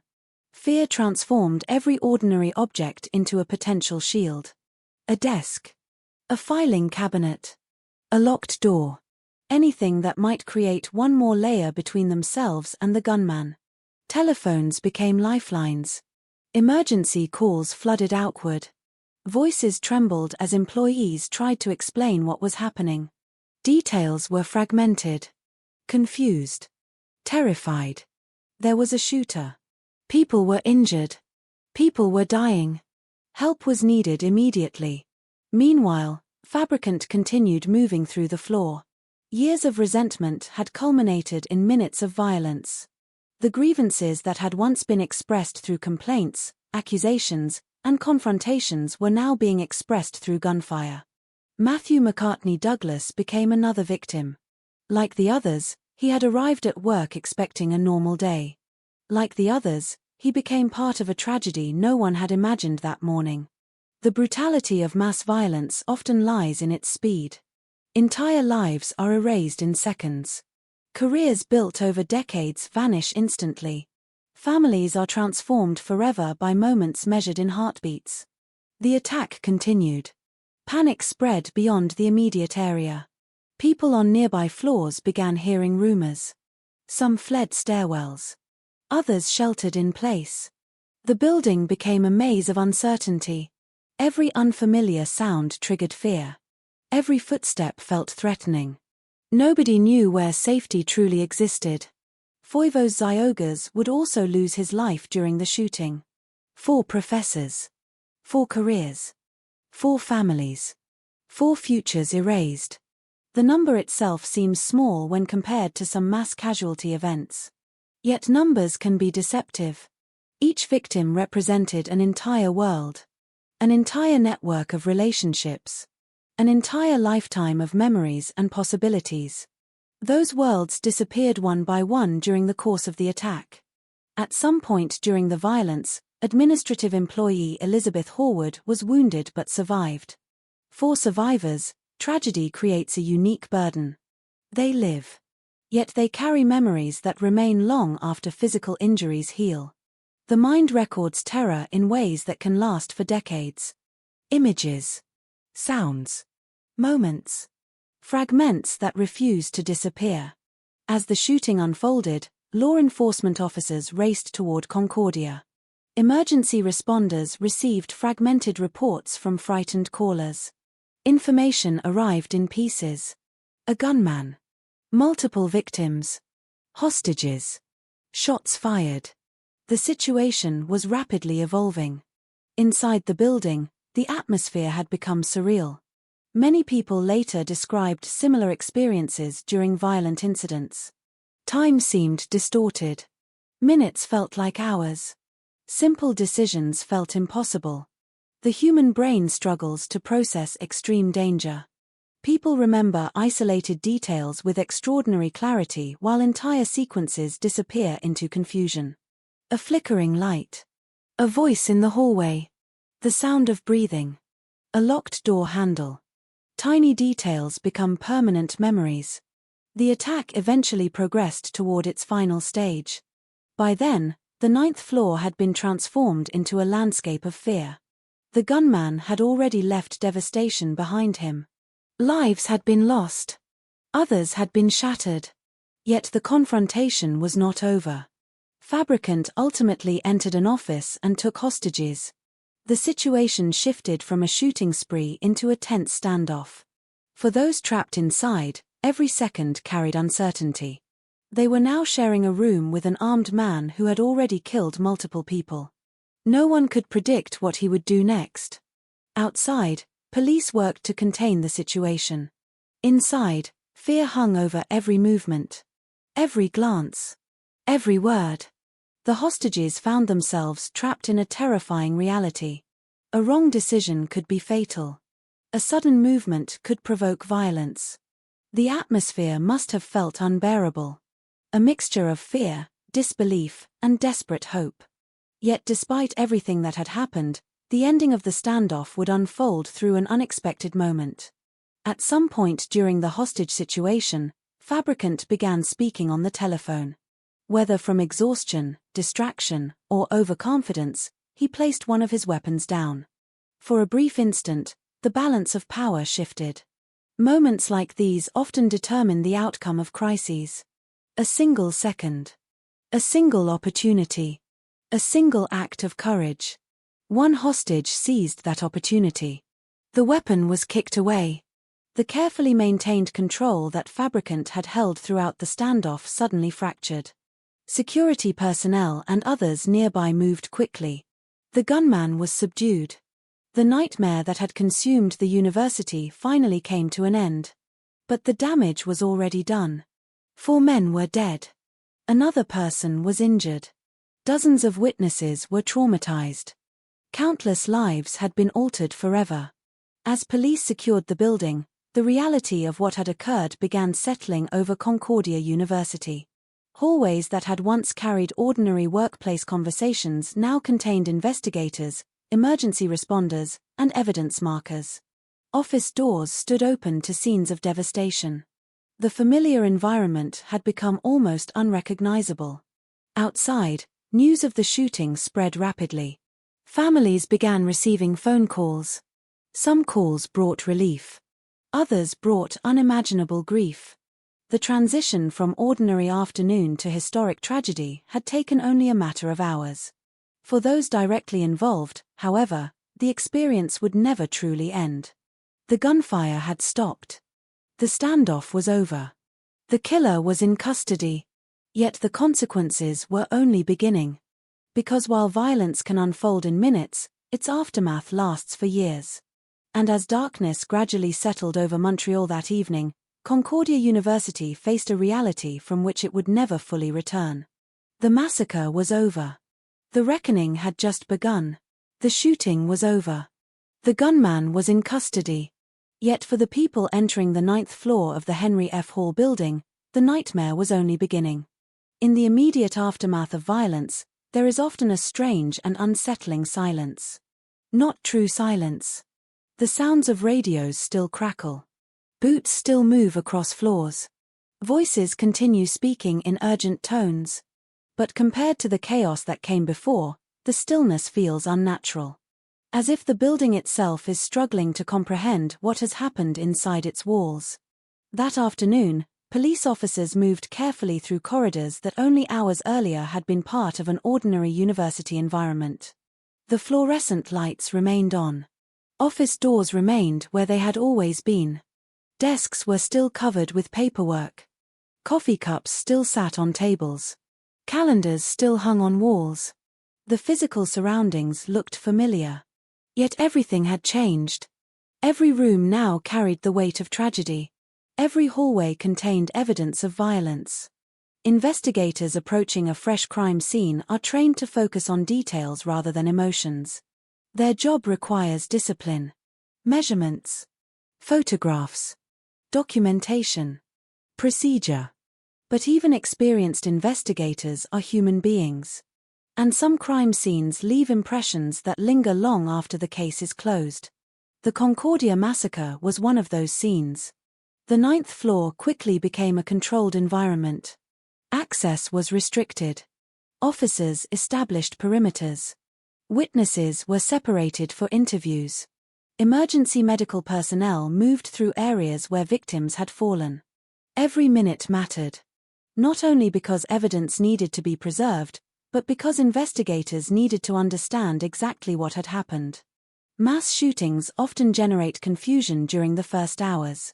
Witnesses observe different fragments of the event. People remember sequences differently. Rumors spread rapidly. Facts become tangled with assumptions. The job of investigators is to untangle that confusion and construct a reliable timeline. But before they could fully understand the sequence of events, they had to examine the aftermath itself. The physical evidence told a grim story. Bullet impacts marked walls and office furniture. Broken objects lay scattered across rooms. Personal belongings remained exactly where victims had left them. A pair of reading glasses. A notebook. Stacks of documents. Items that had seemed important only hours earlier now carried an eerie sense of abandonment. Perhaps one of the most haunting aspects of crime scenes involving workplaces or schools is the evidence of interrupted normalcy. Nothing prepares a location for sudden violence. Life is simply cut in half. One moment a person is writing a memo. The next moment the pen falls from their hand forever. Investigators documented everything. The location of shell casings. The positions of victims. The trajectories of bullets. The placement of furniture. Every detail mattered. Every detail contributed to understanding the movement of the gunman and the sequence of the attack. Unlike some investigations where the identity of the killer remains unknown, police already had the suspect. Valerie Fabricant was alive and in custody. That fact significantly altered the nature of the investigation. Officers were not searching for an unidentified murderer. Instead, they were trying to understand the full scope of what had happened and why. Yet even when the perpetrator is known, a major homicide investigation remains enormously complex. Motive must be established. Intent must be documented. Evidence must be gathered carefully enough to withstand scrutiny in court. Every conclusion must be supported by facts. Meanwhile, outside the building, another process was unfolding. Families were being contacted. This stage of any tragedy is among the most heartbreaking. Police officers and university officials faced the impossible task of informing loved ones that someone they expected to see again would never return home. There is no training that fully prepares a family for such news. One moment life exists within familiar boundaries. The next moment everything changes. A knock on a door. A phone call. A conversation that begins with unusual seriousness. Then words that divide life into before and after. Across Montreal and beyond, families entered that reality. Some initially struggled to believe what they were hearing. A university shooting? At Concordia? The idea itself seemed impossible. Universities were supposed to be places of learning, not places where professors were murdered by colleagues. Yet reality does not care about expectations. By evening, the truth was becoming impossible to deny. Inside the Hall building, investigators continued working. The collection of physical evidence revealed important details almost immediately. The attack had not been random. The victims were connected to Fabricant's professional world. The locations involved reflected that connection. This observation quickly became central to the investigation. Mass violence often raises immediate questions regarding motive. Was the attack ideological? Political? Personal? Random? The evidence suggested something rooted in long-standing conflict. The crime scene itself pointed investigators toward relationships rather than strangers. As witness interviews began, a picture started to emerge. Faculty members described years of tension. Arguments. Complaints. Accusations. Hostility. Many witnesses did not appear surprised that Fabricant had been involved in serious conflict. What shocked them was the final outcome. The violence. The escalation from threats and disputes to murder. As detectives listened to testimony, a recurring theme surfaced. The shooting had not emerged from nowhere. Its roots stretched backward through years of deteriorating relationships. That realization created a troubling question. How much of the danger had been visible before the attack?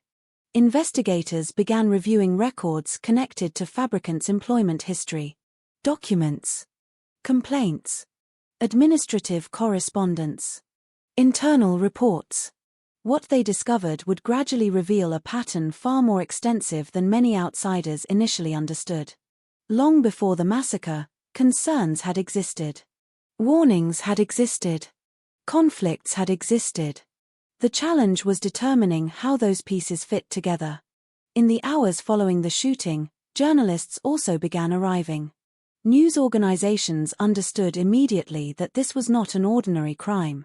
4 professors dead. A university under siege. A gunman who was himself a faculty member. The story possessed all the elements that would capture national attention. Television cameras gathered outside. Reporters sought information from police and university officials. Students and employees leaving the building found themselves confronted by microphones and questions.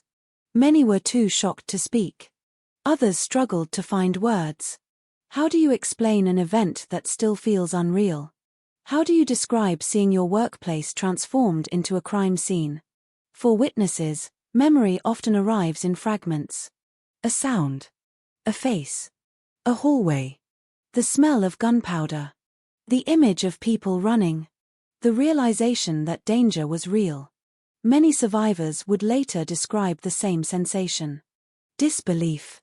Not during the shooting itself, but afterward. A lingering inability to accept that such violence had occurred in a place so familiar. As darkness settled over Montreal, the whole building remained illuminated by investigation lights and emergency activity. The city outside continued functioning. Restaurants opened for dinner. Cars moved through intersections. People walked along sidewalks. Yet within Concordia University, normal life had stopped. Entire departments suddenly faced the absence of colleagues who would never return. Office doors would remain unopened. Projects would remain unfinished. Meetings would never take place. The academic community began confronting a loss that was still difficult to comprehend. Meanwhile, detectives focused increasingly on Fabricant himself. He represented not only the suspect but also the key to understanding motive. Investigators examined his history, his disputes, and his actions leading up to the attack. The fact that he had entered the building carrying multiple firearms and large quantities of ammunition suggested preparation rather than impulse. This observation would later become critical. The evidence pointed toward deliberate planning. Not a spontaneous argument. Not a momentary loss of control. Preparation requires time. Preparation requires decisions. Preparation requires intent. The crime scene reinforced that conclusion. Every piece of evidence seemed to move investigators toward the same understanding. The massacre was the culmination of something that had been developing for years. As interviews expanded, more individuals came forward with stories about previous encounters with Fabricant. Some described aggressive behavior. Others recalled threats. Others remembered conflicts that had left lasting impressions. Viewed individually, such incidents might have seemed manageable. Viewed collectively, they painted a far darker picture. One of the unsettling realities of many major tragedies is that warning signs often appear obvious only after disaster strikes. Hindsight creates clarity. People begin connecting dots that once appeared unrelated. Events that seemed isolated suddenly form patterns. The Concordia investigation would reveal many such patterns. Investigators now faced two interconnected missions. The first was straightforward. Document the murders. Establish the evidence. Prepare the criminal case. The second was more complicated. Understand how the situation had been allowed to reach this point. That question extended beyond the actions of one man. It touched on institutional responses, workplace conflict, and the challenge of recognizing escalating danger before violence occurs. The crime scene itself offered some answers. The witness statements offered others. Together they began forming a coherent narrative.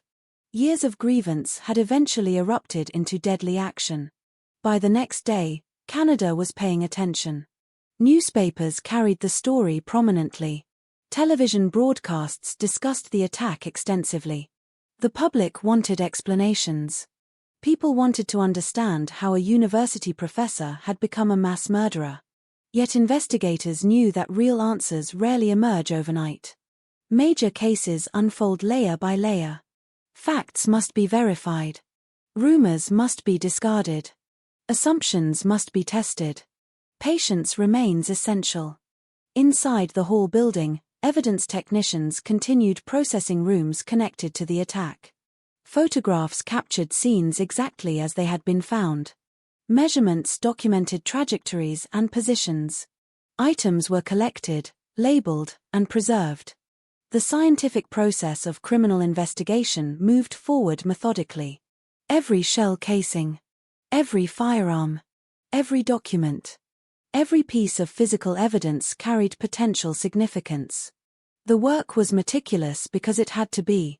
The victims deserved certainty. The courts would demand certainty. History itself would demand certainty. And as investigators gradually assembled the pieces, a chilling conclusion became unavoidable. The massacre was not the result of a mystery waiting to be solved. The identity of the killer was known.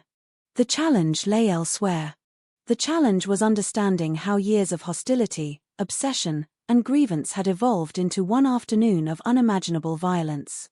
That question would guide the next phase of the investigation. It would lead detectives deep into fabricants' past, into academic disputes, into professional rivalries, into warnings that now seemed impossible to ignore. The crime scene had revealed what happened. The investigation would now seek to explain why. And the deeper investigators looked, the more disturbing the answers would become. In many homicide investigations, detectives begin with uncertainty. They examine crime scenes, interview witnesses, compare evidence, and slowly narrow a long list of possibilities. Who had motive? Who had opportunity? Who had the means? The early stages often resemble a maze filled with false leads and dead ends. The Concordia massacre was different.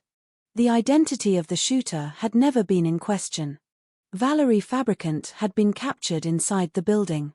Witnesses had seen him. Hostages had survived him. The weapons had been recovered. There was no mystery regarding who committed the killings. Yet as investigators soon discovered, knowing who pulled the trigger was only the beginning. The real investigation centered on a more unsettling question. How had everything reached this point? To answer that question, detectives began moving backward through time. Every mass tragedy leaves behind a trail. Sometimes it stretches back weeks. Sometimes months. In this case, it stretched back years. As investigators reviewed documents, interviewed faculty members, and examined administrative records, a picture emerged that felt less like a sudden collapse and more like a slow-moving disaster that had finally reached its inevitable conclusion. The first witness interviews revealed something striking. Very few people described Fabricant as a completely ordinary colleague. Again and again, detectives heard similar themes. Conflict. Hostility. Accusations. Confrontation.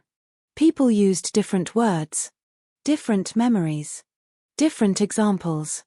But the overall pattern remained remarkably consistent. For years, Valerie Fabricant had been locked in disputes with people around him. Some conflicts centered on academic credit. Others involved professional advancement. Still others revolved around allegations of misconduct and corruption. What made these disputes unusual was not simply their existence. Universities are full of disagreements. Researchers argue. Departments compete. Egos clash. Such tensions are often unavoidable. The disturbing aspect was their persistence. The intensity. The inability to let grievances fade. Witnesses described a man who seemed to collect resentments rather than resolve them. Every disagreement became another battle. Every perceived slight became another wound. Every criticism became another piece of evidence supporting a growing narrative of persecution. Investigators soon found themselves examining years of correspondence. Letters. Complaints. Internal reports. Formal grievances. The volume itself was revealing. Many institutions maintain records of workplace conflicts. What stood out in this case was the recurring nature of the disputes. The same names appeared repeatedly. The same accusations resurfaced. The same themes returned again and again. As detectives worked through these materials, they began identifying individuals who had played major roles in Fabricant's professional conflicts. Some had challenged him. Some had investigated complaints involving him. Some had become targets of his accusations. Others simply occupied positions that he believed represented obstacles to his career. The deeper investigators looked, the more apparent it became that the massacre was connected to a long history of deteriorating relationships. The victims had not been chosen at random. They existed within the world of grievances that Fabricant had spent years constructing. That realization raised another troubling question. If the warning signs were so visible after the fact, how visible had they been beforehand? The answer proved uncomfortable. Detectives discovered numerous reports suggesting that concerns about Fabricant's behavior had existed long before the shooting. Faculty members had expressed fears. Administrators had documented incidents. Conflicts had escalated repeatedly. At times, threats had reportedly been made. These findings created a complicated picture. The investigation was no longer focused solely on the murders themselves. It was also examining the environment in which those murders became possible. Human beings often search for a single moment that explains tragedy. One warning ignored. One decision made incorrectly. One opportunity missed. Reality is usually less straightforward. Disasters often emerge from many small failures rather than one catastrophic mistake. Each decision appears manageable in isolation. Together they create danger. As investigators interviewed university employees, another pattern emerged. Many people had become accustomed to Fabricant's behavior. The conflicts had persisted for so long that they had become part of the institution's atmosphere. Not accepted exactly, but familiar. People knew he was difficult. People knew disputes followed him. People knew tension surrounded him. Over time, familiarity can become dangerous. Human beings adapt remarkably well to abnormal situations. Behavior that initially appears alarming gradually becomes expected. Expected behavior becomes tolerated. And tolerated behavior often receives less attention than it deserves. Detectives found themselves confronting this reality repeatedly. Some witnesses recalled feeling uneasy around Fabricant years before the shooting. Others remembered avoiding interactions with him whenever possible. Several described an individual whose anger seemed unusually intense. Yet very few had imagined mass murder. That distinction mattered. Recognizing someone as difficult is not the same as recognizing someone as dangerous. The gap between those two perceptions can be enormous. Investigators also examined Fabricant's personal history and psychological profile. They searched for clues that might explain the transformation from professor to killer. No single answer emerged. Instead, they found a complex mixture of personality traits, professional frustrations, perceived injustices, and long-standing obsessions. One of the most significant discoveries involved his deep belief that he had been wronged. Not occasionally. Not partially. Systematically. Within his worldview, many of the conflicts surrounding him were not misunderstandings. They were evidence. Evidence that others had stolen from him. Cheated him. Sabotaged him. Denied him opportunities he deserved. Whether those beliefs matched reality became almost secondary. What mattered was how completely he appeared to embrace them. Psychologists often note that perception drives behavior more powerfully than objective facts. People act according to what they believe. Not necessarily according to what is true. If someone becomes convinced that they are surrounded by enemies, they may eventually behave as though those enemies are real. Even when others see a very different reality. As investigators continued gathering information, another challenge emerged. Media coverage intensified. Public interest grew. Questions multiplied. Could the massacre have been prevented? Had warning signs been ignored? Did university administrators underestimate the danger? The public wanted answers. Politicians wanted answers. Families wanted answers. Yet investigations rarely move as quickly as public expectations. Facts require verification. Records require review. Witness statements require corroboration. Patience remained essential. Inside interview rooms, detectives continued speaking with faculty members who had known Fabricant for years. Some described moments that now seemed especially troubling. Comments that sounded threatening. Behavior that appeared increasingly erratic. Conflicts that escalated beyond normal professional disagreements. Viewed individually, these incidents did not always appear extraordinary. Viewed collectively, they formed a disturbing pattern. The pattern suggested a man becoming progressively consumed by resentment. A man increasingly isolated from colleagues. A man who interpreted professional setbacks through the lens of personal persecution. As this picture developed, investigators encountered another common feature of major tragedies. Hindsight. After violence occurs, people revisit memories searching for signs they may have overlooked. Conversations take on new meaning. Warnings seem clearer. Behavior appears more alarming. Events that once felt ambiguous suddenly appear obvious. This process unfolded throughout Concordia. Faculty members reflected on years of interactions. Administrators reviewed decisions. Everyone searched for understanding. Everyone searched for the moment when the future might have been changed. Yet no single moment emerged.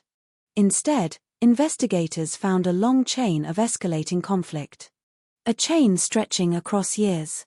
One dispute connected to another. One grievance feeding the next. One accusation leading to further hostility. The investigation increasingly resembled the study of a pressure vessel. Every conflict added more strain. Every perceived injustice increased internal pressure. 4 years the system held. Then it failed catastrophically. Another important aspect of the investigation involved examining the planning behind the attack. The evidence suggested preparation rather than spontaneity. The firearms. The ammunition. The movements through the building. These details indicated intent. This conclusion carried enormous significance. Defense arguments often attempt to portray violent acts as temporary losses of control. Moments of overwhelming emotion. The evidence in this case pointed elsewhere. Toward deliberation. Toward preparation. Toward decisions made before the first shot was fired. Investigators reconstructed the timeline carefully. They analyzed witness accounts and physical evidence together. The sequence became increasingly clear. Fabricant had entered the building armed. He had sought specific individuals. He had moved through locations connected to his grievances. The attack reflected purpose, not randomness. As weeks passed, the investigation expanded beyond law enforcement. Journalists conducted their own inquiries. Academic observers examined institutional responses. Government officials reviewed broader questions regarding workplace violence and warning signs. The massacre had become more than a criminal case. It had become a national conversation. Many Canadians found the story especially disturbing because of its setting. Universities occupy a unique place in public imagination. They represent learning, reason, intellectual exchange. The idea that such a place could become the scene of targeted killings challenged assumptions about safety and conflict. Investigators understood that the eventual court proceedings would focus heavily on evidence. Yet outside the courtroom, another issue lingered. Meaning. People wanted to understand not merely what happened but why. And that search for meaning often led back to the same uncomfortable conclusion. The danger had not appeared overnight. It had developed gradually. Visible in fragments. Visible in patterns. Visible in years of escalating hostility. Toward the end of the investigative phase, detectives possessed a far clearer picture than they had during those first chaotic hours after the shooting. They knew who committed the murders. They understood the broad outlines of motive. They had documented extensive evidence. They had reconstructed the timeline. What remained was preparing the case for trial. But even as prosecutors assembled their arguments, the investigation left behind questions that extended beyond criminal guilt. Questions about institutions. Questions about warning signs. Questions about the limits of intervention. Questions that remain relevant decades later. Because the Concordia massacre revealed something deeply unsettling. The path toward violence is not always hidden. Sometimes pieces of it are visible. scattered across years of behavior, years of complaints, years of conflicts. The challenge lies in recognizing what those pieces mean before tragedy occurs. By the time investigators completed their work, one fact had become impossible to ignore. The massacre was not a mystery. It was the final chapter of a story that had been unfolding for a very long time. A story written through resentment, obsession, and grievance. A story whose ending arrived in gunfire. And soon, that story would move from investigative files into a courtroom, where the justice system would attempt to answer its final questions. Every major investigation reaches a moment when scattered pieces suddenly lock together. Theories become conclusions. Possibilities become facts. Questions that once seemed overwhelming begin finding answers. For the Concordia massacre investigation, that turning point did not arrive through a hidden fingerprint, an anonymous tip, or a dramatic confession. The killer had been known from the very beginning. Instead, the breakthrough emerged from something far more unsettling. The realization that the massacre had not been an unpredictable explosion. It had been the endpoint of a long and visible progression. As investigators continued organizing evidence, reviewing records, and interviewing witnesses, a disturbing pattern became impossible to ignore. The attack was not simply about anger. It was about accumulation. Years of grievances. Years of conflict. Years of perceived humiliation. Years of increasingly hostile interactions. When detectives first began examining Fabricant's history, they encountered isolated incidents. An argument here. A complaint there. A confrontation elsewhere. Viewed separately, none seemed sufficient to explain mass murder. But once placed side by side, the incidents formed something larger. A map. A chronology of escalation. A portrait of a man becoming increasingly consumed by resentment. This realization became one of the investigation's most significant breakthroughs. The violence could not be understood by focusing only on August 24th. The story began years earlier. And every year added another layer. Investigators discovered that Fabricant's disputes often followed a familiar pattern. Professional disagreements rarely remained professional. Criticism became betrayal. Administrative decisions became persecution. Differences of opinion became evidence of conspiracy. The more detectives studied his interactions, the clearer the pattern became. He appeared unable to separate personal identity from professional conflict. Any challenge felt like an attack. Any obstacle felt deliberate. Any disappointment required someone to blame. Psychologists assisting in the broader understanding of the case often emphasize an important principle. Most people encounter frustration and eventually move forward. Some become angry. Some become discouraged. Some become bitter. But healthy adaptation eventually occurs. Life continues. The troubling aspect of Fabricant's history was not merely that he experienced conflict. It was his apparent inability to release it. Old grievances remained alive. Months later. Years later. Sometimes far longer. Investigators found examples of disputes that had never truly ended in his mind. They had simply evolved. Expanded. Merged into a larger narrative. That narrative became increasingly important to understanding motive. Within it, Fabricant cast himself in a specific role. The victim. The truth teller. The individual surrounded by dishonest colleagues and corrupt institutions. The man denied the recognition he deserved. Once investigators recognized this framework, many aspects of the case became easier to understand. The shooting itself began appearing less like an isolated act and more like the final expression of beliefs that had been developing for years. Another major breakthrough involved witness testimony regarding previous threats and warnings. As more people came forward, investigators realized that concerns about Fabricant's behavior had been remarkably widespread. Different witnesses described different incidents. Yet many of those incidents pointed toward the same conclusion. The danger had been visible. Not necessarily in its final form. Not necessarily as an obvious predictor of murder. But visible enough to generate fear, concern, and documentation. This finding transformed the investigation's perspective. Initially, the central question had been why the attack occurred. Now another question emerged alongside it. Why had the escalation continued for so long? The answer proved complicated. Universities are complex institutions. They operate through committees, policies, legal considerations, and administrative procedures. Workplace disputes often become entangled in bureaucracy.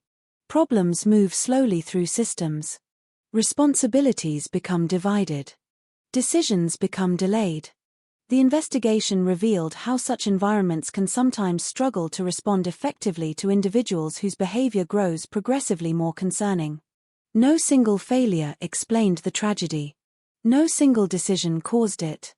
Instead, investigators found a series of moments in which concerns were recognized but ultimately failed to prevent disaster. This conclusion resonated deeply because it challenged a comforting belief. Many people want to think that violence appears suddenly, that killers emerge without warning. The evidence suggested something different. The warning signs existed. The challenge was understanding what they meant. As detectives continued reconstructing the months leading up to the massacre, they focused increasingly on evidence of preparation. Preparation often reveals intent more clearly than words ever can. The firearms. The ammunition. The deliberate movement through the building. These details pointed toward planning. And planning transformed the legal landscape. The distinction between spontaneous violence and premeditated violence is critical in criminal law. One reflects a sudden emotional eruption. The other reflects deliberate choice. Investigators became convinced that the evidence strongly supported the second interpretation. This conclusion represented another major breakthrough. The attack had not emerged from a single argument that afternoon. It had been carried into the building. Literally. In the form of weapons. In the form of ammunition. In the form of decisions already made before the first victim was encountered. The significance of this realization extended beyond criminal charges. It also illuminated the psychology of the offender. Something important had occurred before August 24th. A line had been crossed. A decision had been reached. At some point, grievance had evolved into action. The exact moment could never be identified. No investigator could pinpoint the precise day or hour when violence became inevitable. But evidence suggested that the transition had occurred well before the shooting itself. As prosecutors prepared their case, they worked closely with investigators to organize this growing body of evidence. Witness statements were compared. Timelines were refined. Documentation was reviewed repeatedly. The goal was not merely to prove guilt. That part seemed relatively straightforward. The goal was to establish motive, intent, and context. The story needed to be presented clearly enough for a jury to understand not only what happened but how years of conflict had culminated in murder. Meanwhile, outside official channels, public discussion intensified. Newspapers published increasingly detailed examinations of fabricants' history. Commentators debated institutional responsibility. Academics discussed workplace violence. Questions about warning signs became central to the national conversation. The public was grappling with an uncomfortable truth. Many acts of violence are easier to explain after they occur than before. Patterns become visible only in retrospect. Investigators understood this reality all too well. By now, they had accumulated enough evidence to see the trajectory clearly.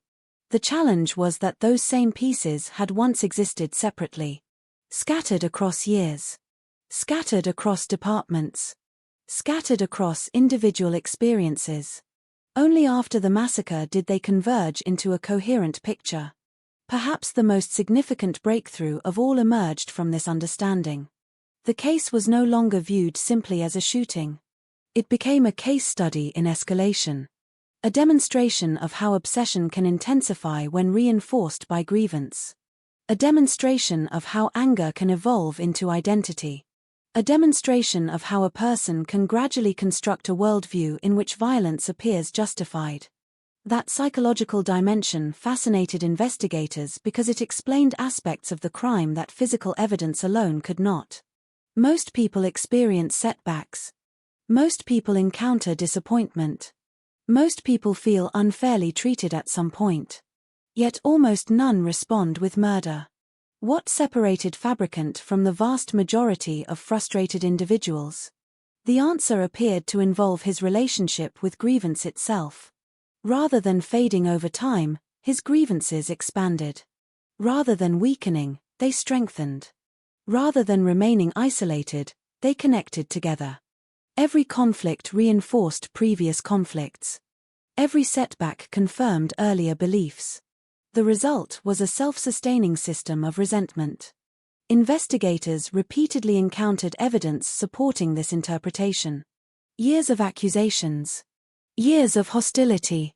Years of perceived injustice. Each episode fed the next.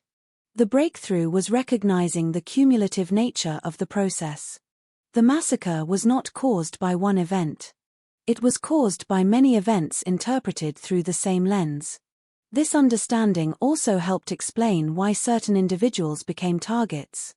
The victims were not strangers. They occupied places within the narrative Fabricant had created. Places connected to professional disputes, perceived grievances, and long-standing resentments. To investigators, this reinforced the conclusion that the attack reflected purposeful targeting rather than random violence. As preparations for trial accelerated, detectives finalized reports and organized evidence into coherent structures. The case file had grown enormously. Thousands of pages. Countless interviews. Extensive documentation. Yet the central narrative had become remarkably clear. A professor had spent years nurturing grievances. Those grievances evolved into obsession. The obsession evolved into violence. The violence ended 4 lives. The breakthrough lay not in discovering something hidden. It lay in recognizing the significance of what had been visible all along. That realization would later influence discussions far beyond Concordia University. Experts in workplace violence, threat assessment, and behavioral analysis would examine the case for years. Many reached similar conclusions. Danger often announces itself long before violence occurs. Not through certainty. Not through prophecy, but through patterns. Patterns that become obvious only when viewed collectively. As the investigation entered its final stages, prosecutors felt increasingly confident. The evidence was overwhelming. The motive was increasingly clear. The planning was well documented. The witness testimony was substantial. The challenge now shifted from investigation to accountability. The courtroom would become the next battlefield. There, years of grievances would collide with years of evidence. The man who had spent so long accusing others would finally face scrutiny himself. Families would confront the person responsible for their losses. Survivors would recount what they had endured. And the justice system would attempt to answer the final question left behind by the massacre. What punishment could possibly be sufficient for 4 stolen lives? The investigation had uncovered the truth. Now it would be up to the courts to decide what should happen next. By the time the case entered the courtroom, the shock that had swept through Concordia University had begun to settle into something heavier. Grief, reflection, and an overwhelming desire for answers. The gunfire had ended months earlier. The blood had been cleaned from office floors. The hallways of the Henry F. Hall building had gradually returned to daily use. Students once again attended classes. Faculty meetings resumed. Administrative work continued. From a distance, the university appeared to be healing. But appearances can be deceptive.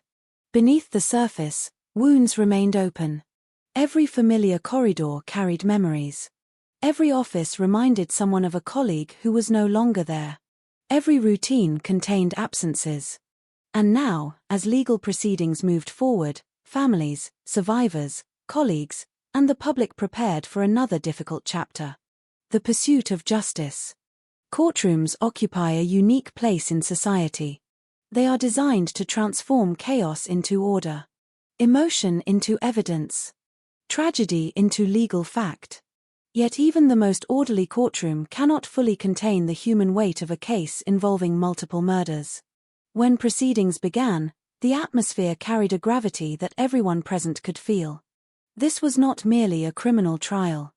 It was the final confrontation between years of resentment and the consequences those resentments had produced. At the center sat Valerie Fabricant.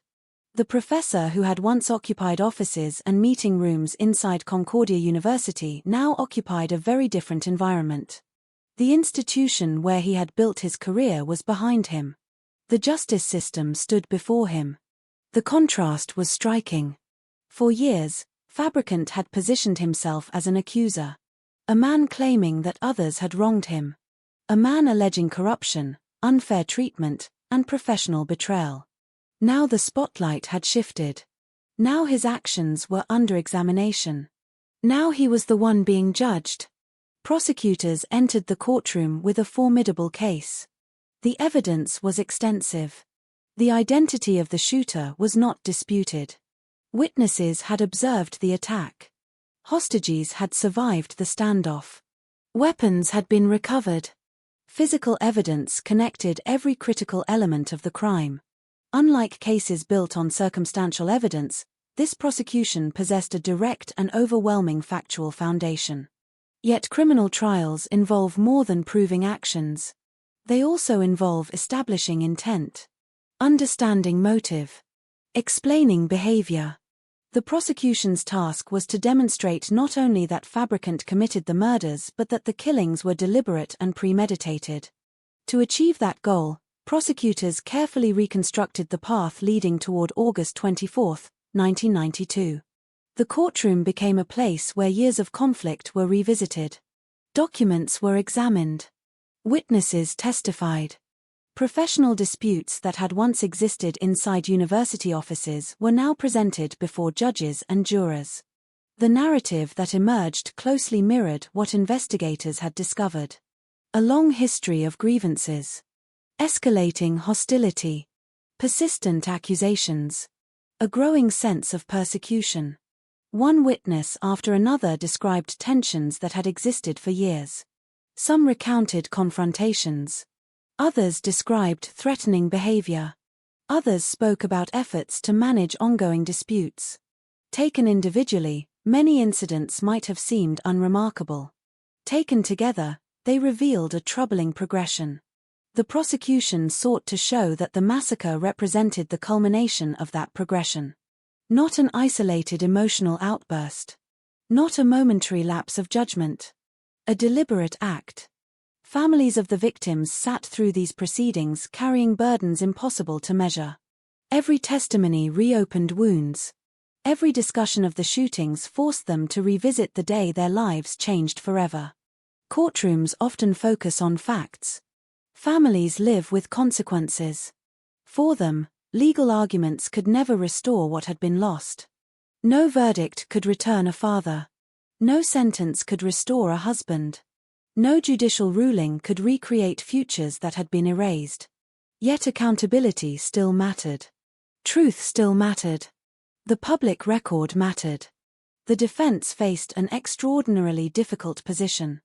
The facts surrounding the shooting were overwhelming. The challenge was not denying that the killings occurred. The challenge involved interpreting the mental and emotional state of the defendant. Questions surrounding psychology inevitably entered the discussion. What was occurring inside Fabricant's mind? How should years of conflict be understood? Did his grievances affect his responsibility? These issues generated intense examination. Psychological assessments became important components of the broader legal picture. Courts often face difficult questions when dealing with violent offenders. A person may be deeply troubled. A person may hold irrational beliefs. A person may experience profound emotional disturbances. Yet the legal system must determine whether those conditions eliminate criminal responsibility or merely help explain behavior. The distinction is crucial. Throughout the proceedings, prosecutors emphasized evidence suggesting preparation and intent. The firearms. The ammunition. The movement through the building. The selection of targets. Each element pointed toward planning. And planning carried significant legal implications. The prosecution argued that these actions reflected conscious decision-making. The killings were not spontaneous. They were prepared. The defense attempted to challenge aspects of that interpretation, but the factual landscape remained difficult to overcome. Witness testimony repeatedly reinforced the same conclusion. The attack involved deliberate actions undertaken before the first shot was fired. As weeks passed, the trial became a public examination of far more than one man's crimes. It also became an examination of institutional warning signs, workplace conflict, and the psychology of grievance. Observers across Canada followed developments closely. The massacre had touched on broader societal fears. What happens when hostility grows unchecked? What responsibilities do institutions have when warning signs emerge? How should threats be evaluated before violence occurs? These questions hovered over the proceedings. Even when they were not formally part of the charges, they remained part of the case's larger significance. The testimony of survivors proved especially powerful. People who had been inside the building that day described moments of terror that remained vivid long after the shooting ended. Their accounts transformed abstract facts into human experiences. The courtroom heard descriptions of confusion, fear, desperation, the realization that an ordinary workday had suddenly become a fight for survival. Such testimony carried emotional weight because it reminded everyone present that the case was not merely about legal definitions. It was about human suffering. The prosecution also highlighted the hostage situation that occurred during the final phase of the attack. This aspect reinforced the broader picture of criminal conduct. The violence did not end with the shootings themselves. The standoff added another layer to the case. Another series of choices. Another sequence of actions requiring accountability. As evidence accumulated, the legal outcome became increasingly clear. The case against Fabricant remained overwhelming. The murders were documented. The planning was evident. The witness testimony was substantial. The physical evidence was compelling.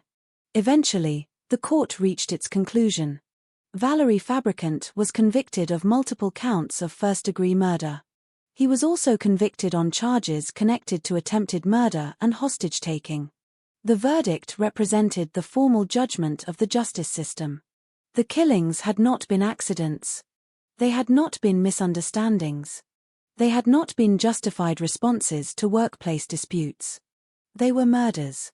Deliberate and criminal. For the families of the victims, the verdict likely produced complicated emotions. Relief, perhaps. Validation.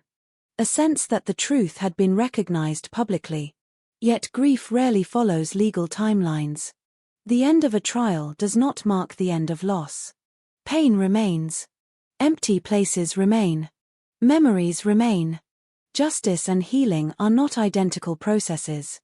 After conviction came sentencing. The court imposed life imprisonment.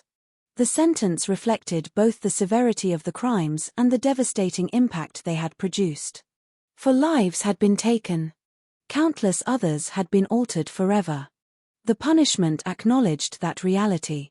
From a legal perspective, the case appeared resolved. But Fabricant himself would not disappear quietly from the public record. In the years that followed, he continued pursuing legal challenges.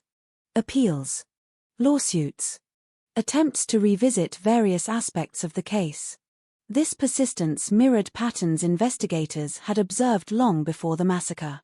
The same determination that fueled years of professional disputes seemed to continue inside the justice system. Yet despite repeated efforts, the convictions remained intact. The courts consistently upheld the fundamental conclusions reached during the original proceedings. The legal system had spoken. Its judgment remained unchanged.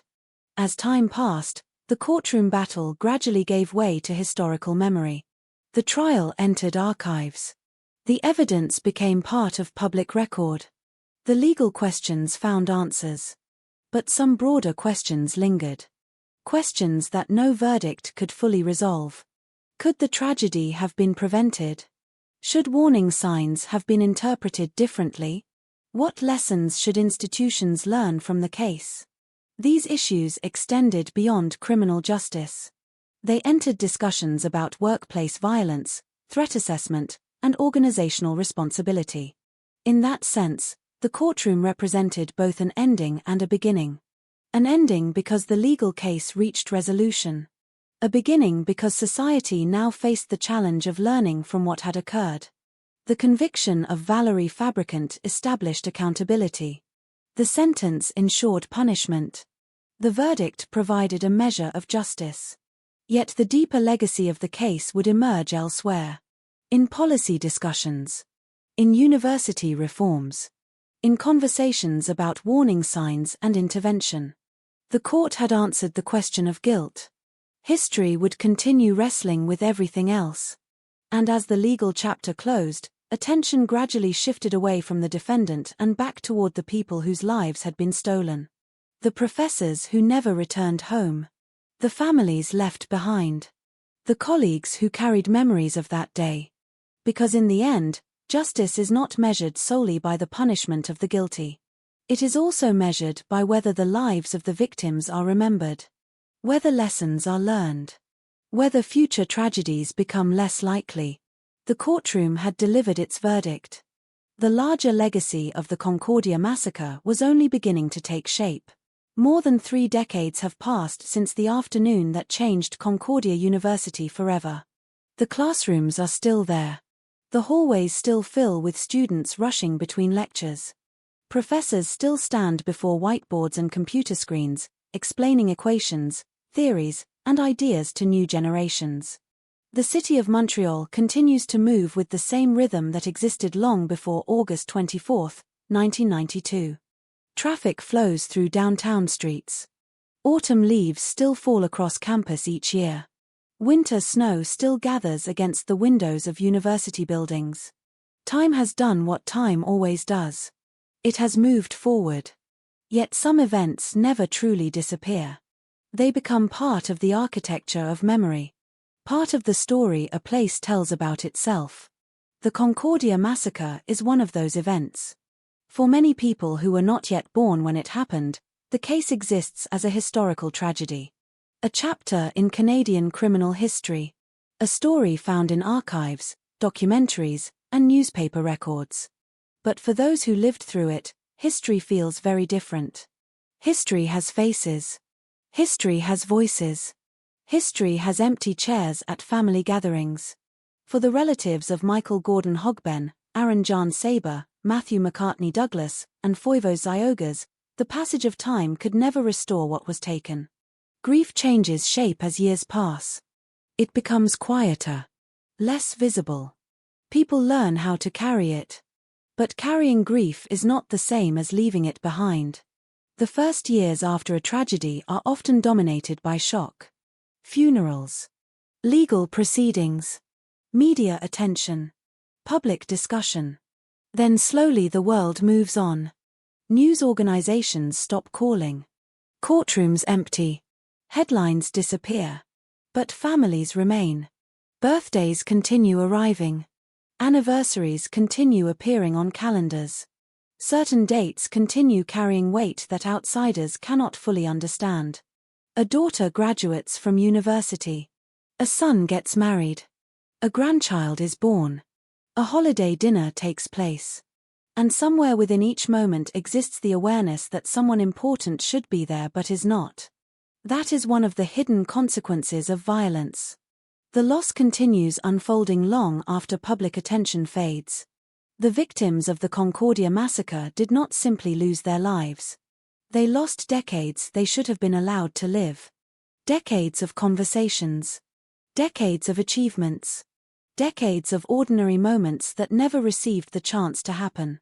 When discussing mass violence, society often becomes fascinated by perpetrators. People ask why. People analyze motives. People study backgrounds. The killer becomes the center of the narrative. Yet perhaps the more meaningful question involves something else. What was lost? What disappeared because of one man's decision? 4 academic careers vanished. Years of expertise vanished. Research projects vanished. Mentorship vanished. Students lost teachers. Colleagues lost friends. Families lost loved ones. Those losses extend far beyond the immediate victims. Universities function through relationships. Knowledge passes from one generation to another through human connections. A professor influences students. Those students influence others. Ideas spread. Careers develop. Entire futures emerge from those interactions. When a life is cut short, all of those future possibilities disappear as well. The Concordia massacre also left a lasting impact on the institution itself. In the years following the attack, university administrators faced difficult questions.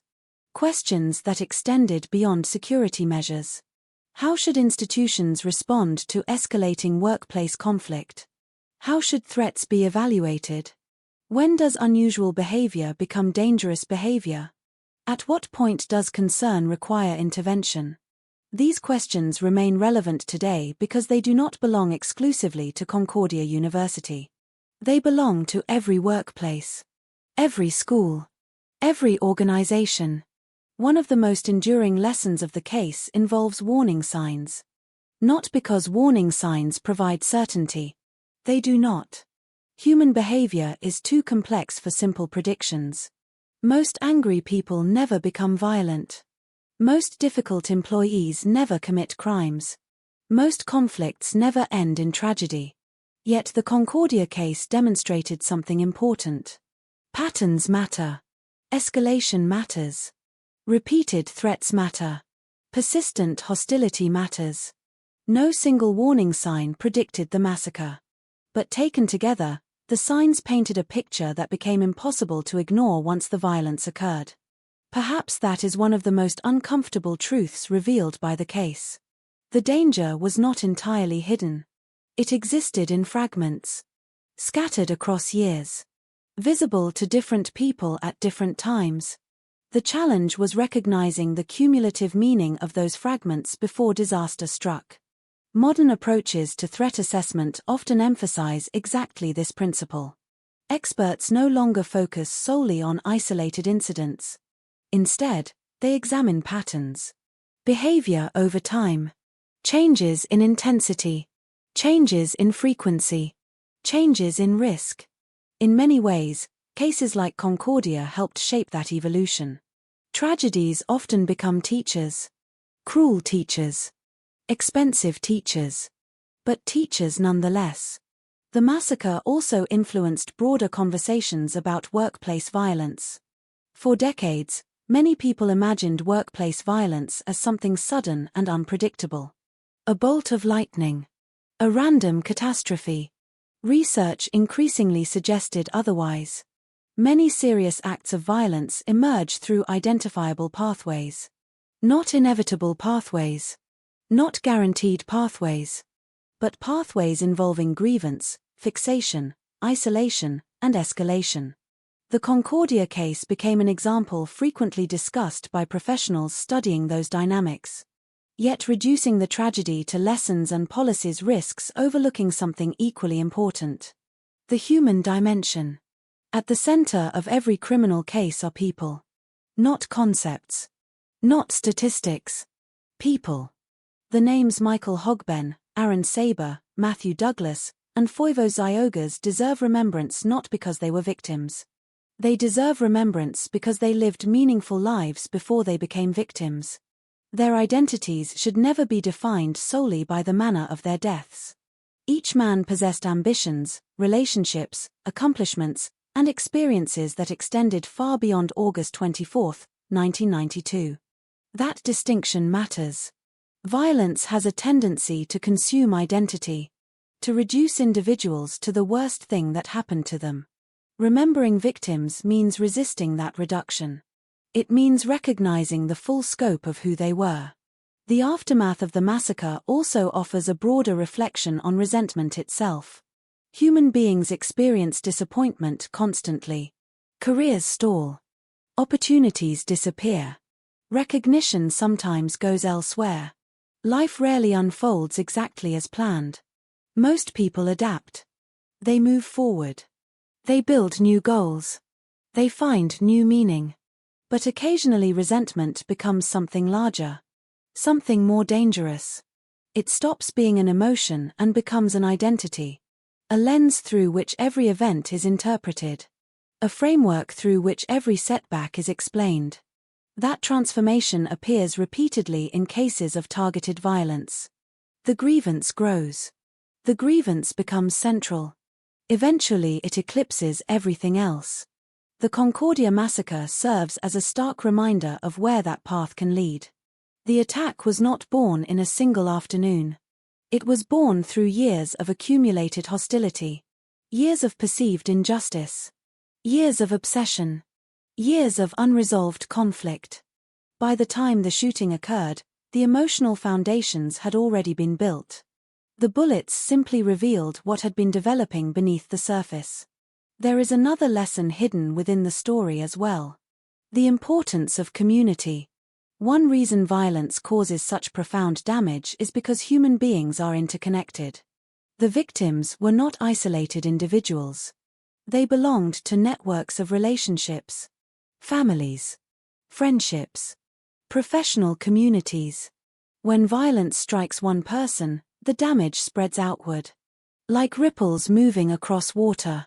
The same principle applies in reverse. Support spreads outward too. In the aftermath of the massacre, colleagues supported one another. Students supported one another. Families found strength in one another. Communities mourned together. Those acts of solidarity cannot erase tragedy.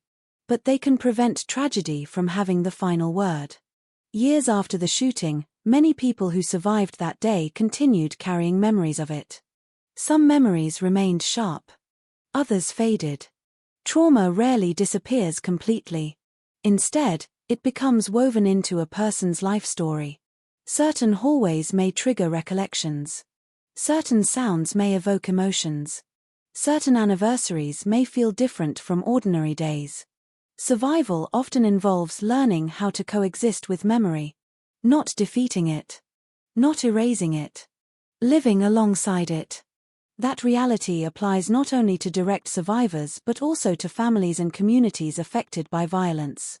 The story of Concordia ultimately forces us to confront a difficult truth about human nature. Human beings are capable of extraordinary creativity, compassion, and intelligence. Universities exist because of those qualities.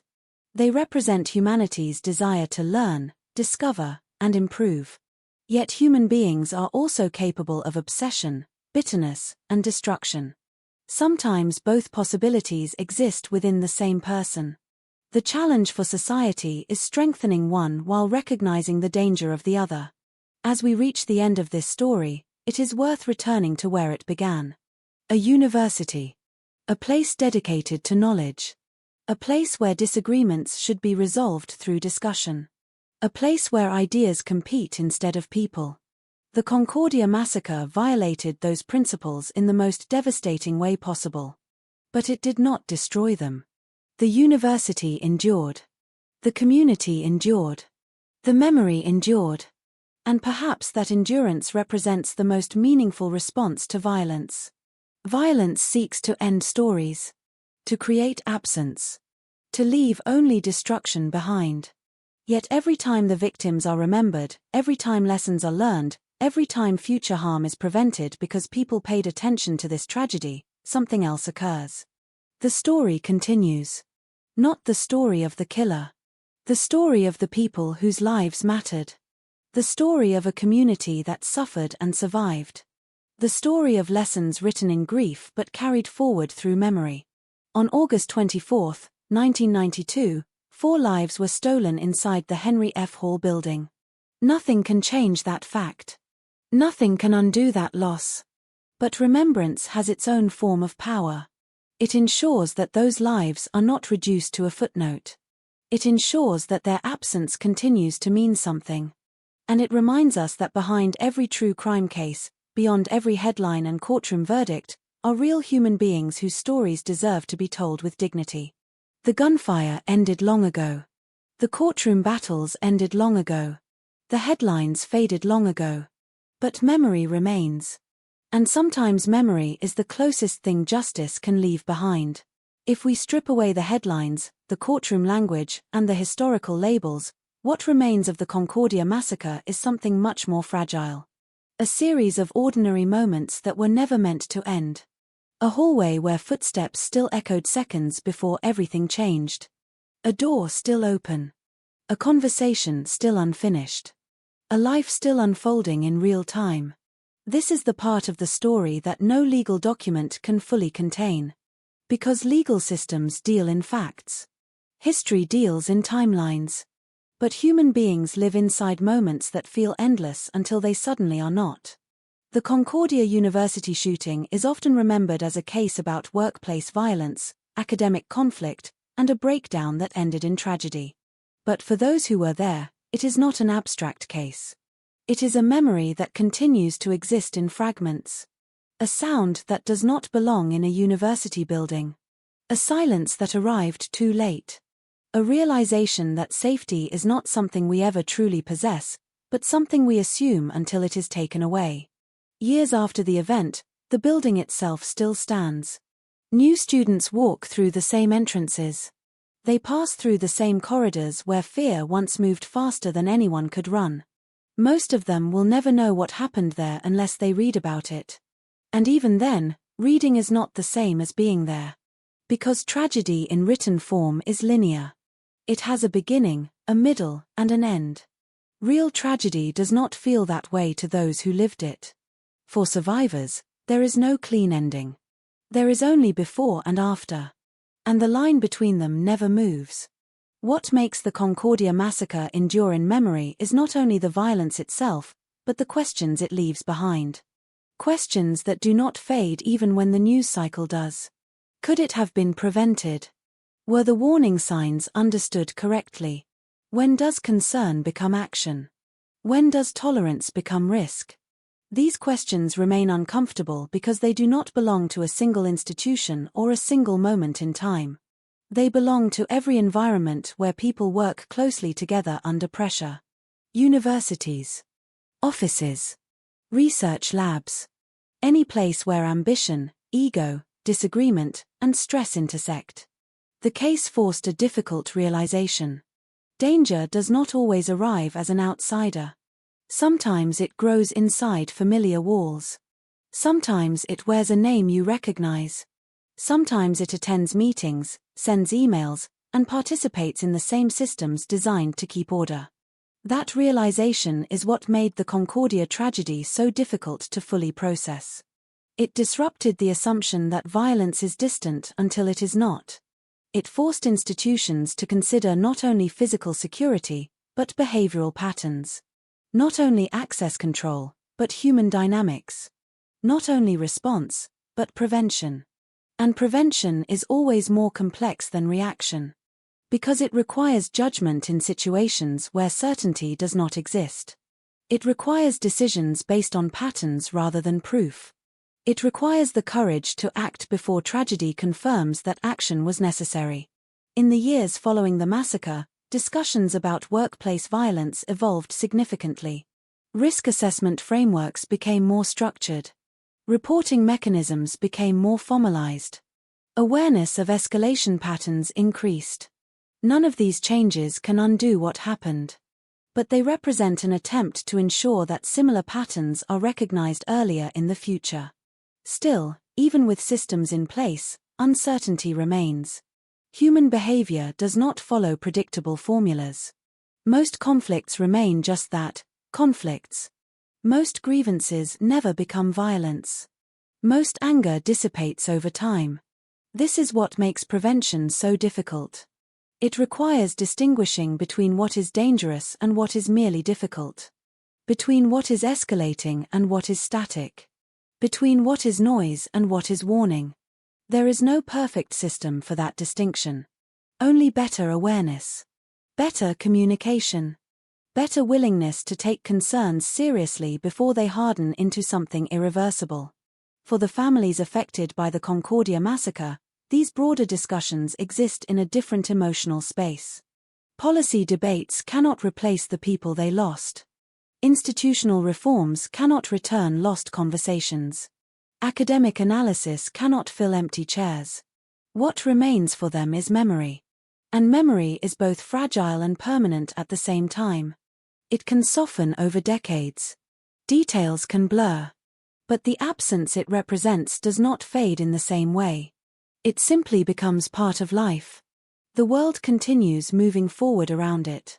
One of the most difficult truths about tragedies like this is that the people involved do not get to choose how they are remembered by the wider world. Public narratives tend to simplify. Names become associated with a single day, a single act, a single outcome. But within families and close communities, the memory is always more complex.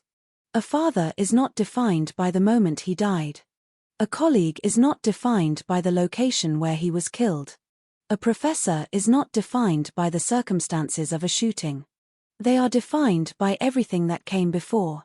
The ordinary days. The conversations. The presence they brought into the lives of others.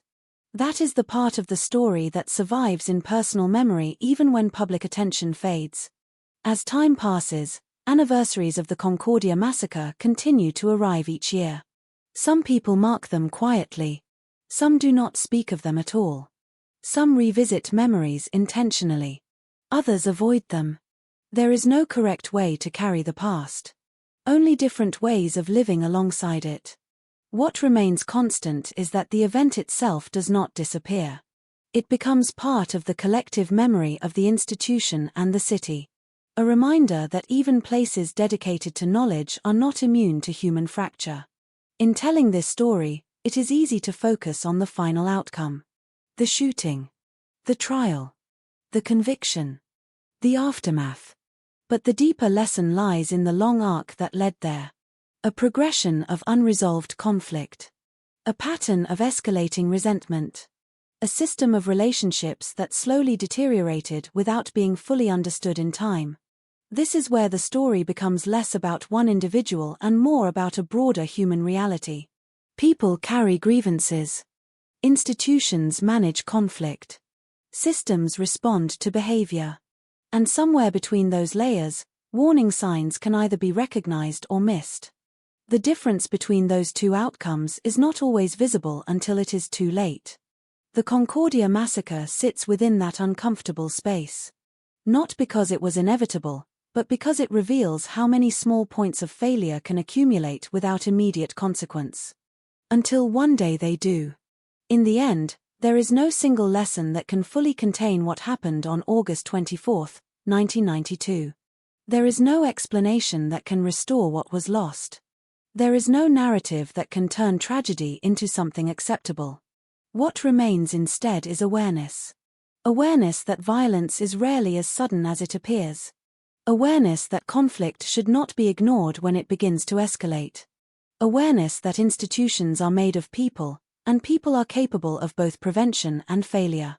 And perhaps most importantly, awareness that behind every case name, every headline, and every historical label, there are lives that mattered deeply to someone. Lives that continue to matter in memory. The Concordia massacre will always be part of Canada's history. But for those who remember it closely, it is not history alone. It is a moment when ordinary time broke.